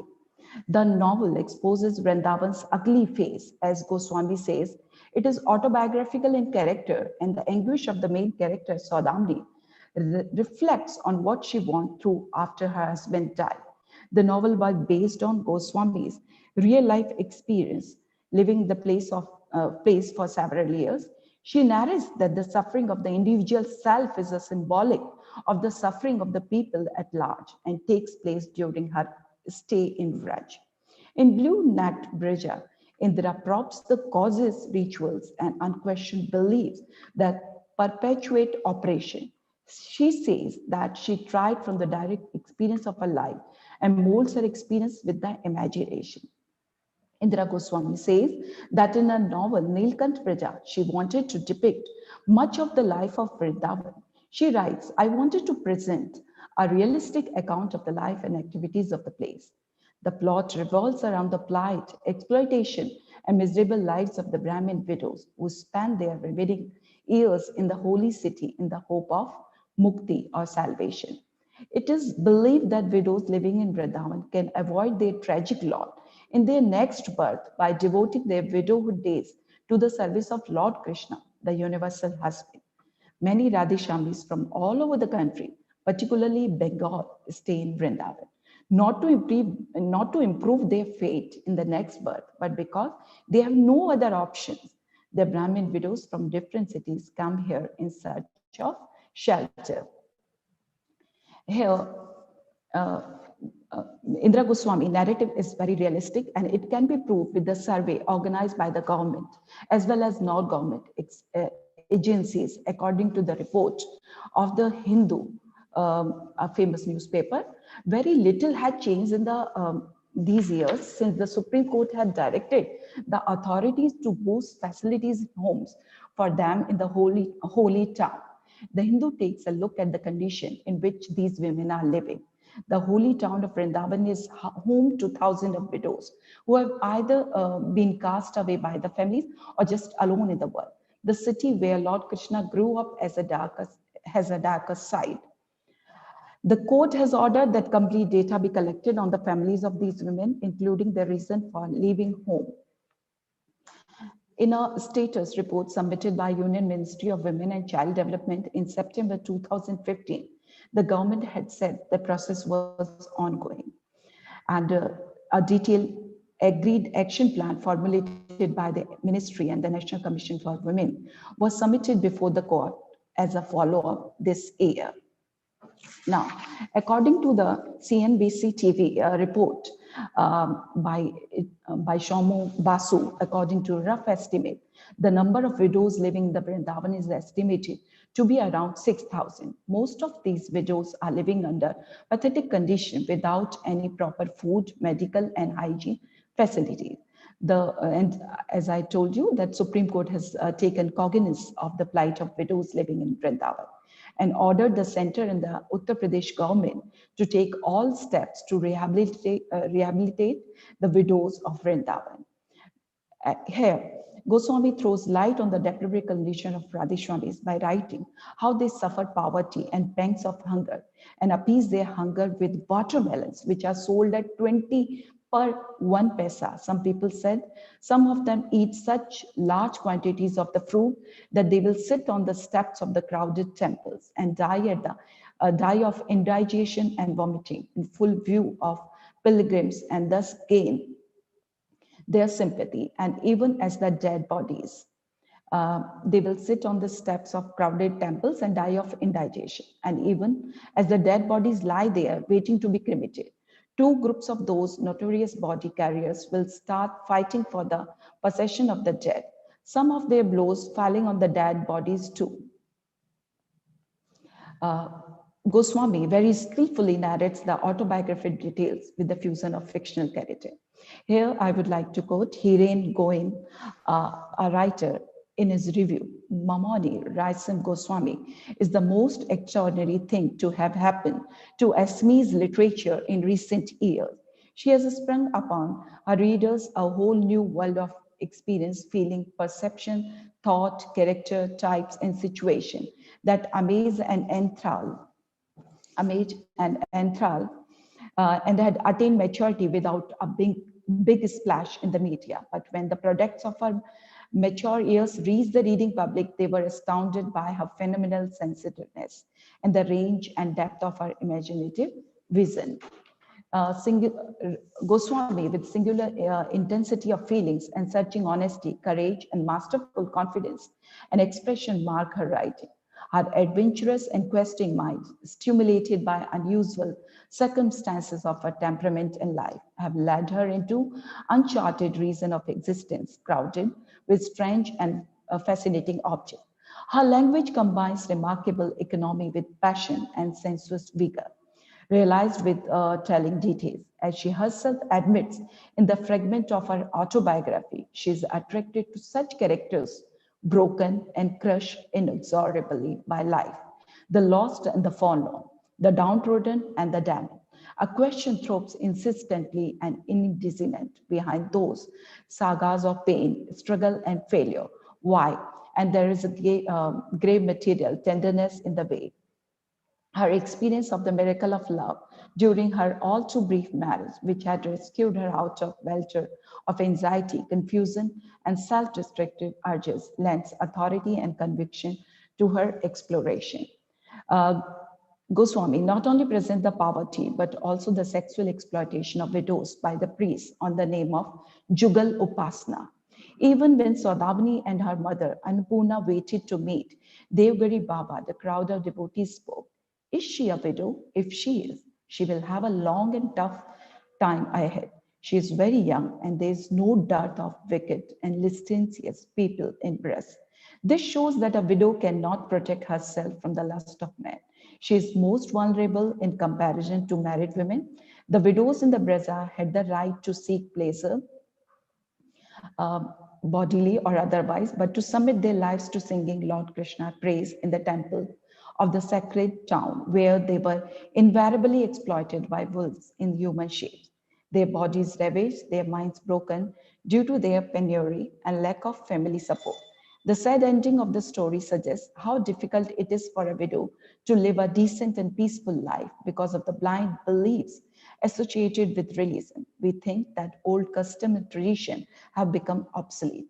Nobody bothers about these nowadays. On the other hand, the young widows in the Breza had lost their right to live with self-esteem. They were unremitting victims of sexual abuse as there was no dearth of wicked people. The priests kept these destitute women in the name of Jugal Upasana in their rooms, who served as a helper in the temple duties during the daytime and after sunset, accompanied the priest in their bed. Shachi Prabha, one of those unfortunate women, for her personal security, had to live with Alamgiri, but being a Inyonj, he was unable to harm her, even though he attempted. Sashi was compelled to live with Alamgiri for her personal security and sustenance as she was young, and there would be men after her. After the breakup, she really faces hardships and starts roaming from place to live. She says, there are many women like me in Braj who live with priests or pandas in the name of Jugal Upasana, worshipping the divine as a couple. Women have no one in the wide world to call their own women who have no one in the wide world to call her own. Women who live in constant fear of their bleak future. According to Rajul Sogani, an author and researcher, I would quote, in her novels, Indra Goswami had showcased the sad plight of these Hindu widows suffering hardships which she herself did not have to face. Financial deprivation, the tyranny of cruel and dehumanizing conventions, the total suppression of sexuality, and the impossibility of release from an oppressive existence except in fantasy or in death. They are like neglected birds in a cage, Dr. suspended Sharma, in a, sorry to yeah, interrupt, but you have yeah, 2 minutes to go. okay, I would finish it in time. Yeah, Sogani further writes about the portrayal of widows in Goswami's writing. She says, no other novelists have given such a graphic account of the neglect and exploitation of widows. Their shaven heads, their foreheads covered with turmeric, sandalwood paste, their limbs crippled by leprosy, and their starving bodies showing through their ragged sari are brought vividly to life by Indra Goswami. Widows have to follow all the restrictions imposed on them. Amrita Pritham has also rightly said about Goswami's writing skill in foreword of the English translation of her autobiography. The concluding portion of her life story is yet to see the light of the day, but along with the first part, it will make a great book. Can assert with confidence that in the ensuing part, tentatively named the city of God, the creative writer in Indra will stand supreme. On the basis of research and scholarship, she has depicted the life of Vrindavan in all its joys and sorrow. It will come to have a unique value as a historical document. Apart from it being a piece of great literary merit, the conventional ending of the novel doesn't, however, take away from the stark realism of the narrative. Um, Due to a paucity of time, I would like to conclude my paper by quoting D.K. Barua. D.K. Barua further says that the novel Nilkanti Braja has structured itself on the lives of three women, Saudamni, Mrinalini, and Shashi Prabha, brought together by different circumstances to the holy shrine of Mathura, where they see perversions of all kinds boil and bubbles overflow the stew. The subjective correlative, it may presume, is provided by the life and agony of Saudamini, widowed after a year of happy marriage. Here, women in Mathura, women come to transfer their love to God and die in peace. But the reality of Mathura is a living hell. And the novelist shows considerable courage in depicting the different forms of perversion that are rampant in the Holy Land. Braj, this land of idyllic love, has in fact swallowed poison and has not digested it. And one sees unrelieved ugliness and pain against resplendent architecture of the temples of Rangaji. Jamuna flown by, providing white sandy tracks, the cremation and silvery stream for holy bathing and for washing away the last remains of the devotees. Saudamani found no consolation in Mathura and her rebellious spirit grew. Here again, I would quote D.K. Barua. She has received so much publicity all over India, and one is legitimately curious to know what could be the secret of it. Obviously, her subject matter, or what I would like to develop as the insistent pattern of her stories and novels, has something to do with it. In fact, most of Goswami's novels are centered around tragic protest of women to affirm their right to self-fulfillment in a repressive world of suffocating socio-religious convention and a predatory man. In this sense, she's a feminist writer, through she uses a wider canvas and enriches her plot with many socio-political issues, but the essential dynamics of her plots is invariably derived from a central women character. For in most of her novels, in Assamese literature, we came across a female writer who had brought authentic news on other side of the human heart, which is so much filled by the convention, repression, and stereotypes. Besides, she has learned the craft of the novelist well, and the linguistic resources of her narrative are striking. Thank you. Thank you very much. I'll straight away head to the questions, the two questions that have come up for you. So the first question is by Dr. Ratnottama ma'am, who asks that, have you read any other Assamese writer? And have you watched movies and serials or soaps based on Indira Goswami's works? No, ma'am. Indira Goswami is the first and the last writer, I must say, because when I when I read her novel, The Moth-Eaten Howdah of the Tusker, I became interested in her writings. And then I read this novel, The Blue-Necked God. And after that, I read her autobiography also.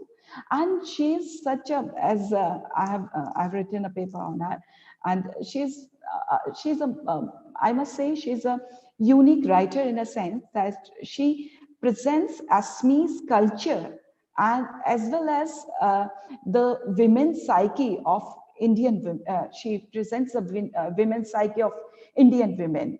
And her work interested me because I was pursuing my research on widows. So it interested me a lot. I saw a movie also, ma'am. It is based on Moth-Eaten Howdah of the Tusker, Aditya. I saw this movie with English captions. But after reading Indira Goswami, I became very much interested in Assamese culture and Assamese literature. In the near future, I would like to read other writers also. Thank you. All right. Ma'am, now I'll move on to the next question. The next question is by Ruchi Rana. She asks that, do you think that the author's personal experience and loss influence the narrative of the text and help to highlight the multiplicity of voices concerning the plight and exploitation of widows in the sacred city? Yes, when I read the novel, I read the novel first, and then I read the autobiography of the writer. So when I read the novel, I was surprised that how can a writer write in such a in such a bold way. She depicted each and every detail of this city, and there are so many things which I did not know before reading this novel about widows and about their plight. But when I read the autobiography of Goswami, Indira Goswami, then I came to know that it was based on her life, as she lived in Vrindavan for her research. At the time of her research, she came to know about the condition and the plight of the widows, and she herself, she was she herself observes the miserable condition of widows. And so I think that when a writer feels from inside, when a writer herself is inside the view, he or she can write in a very judicious way, in a very justiciable way. So I think that's why this novel became such a wonderful piece of literature, because it comes directly from the heart of Indra Goswami. I think I've replied your question. Thank you. Ma'am, I don't see any other questions. So I think this brings us to the end of your presentation.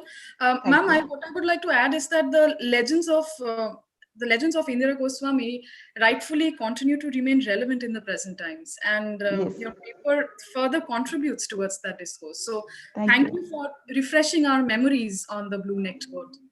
Thank you. Thank you. Thank you. So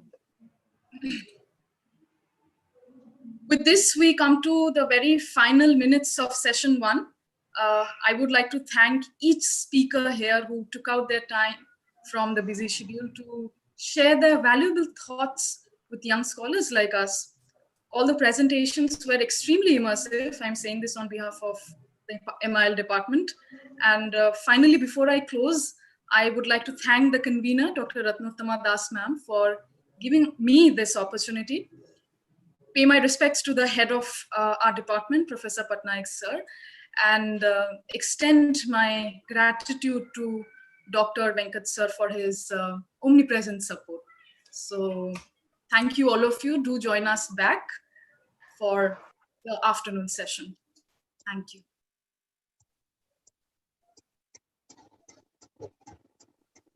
Can I end the session now? Ruchi, please close the session.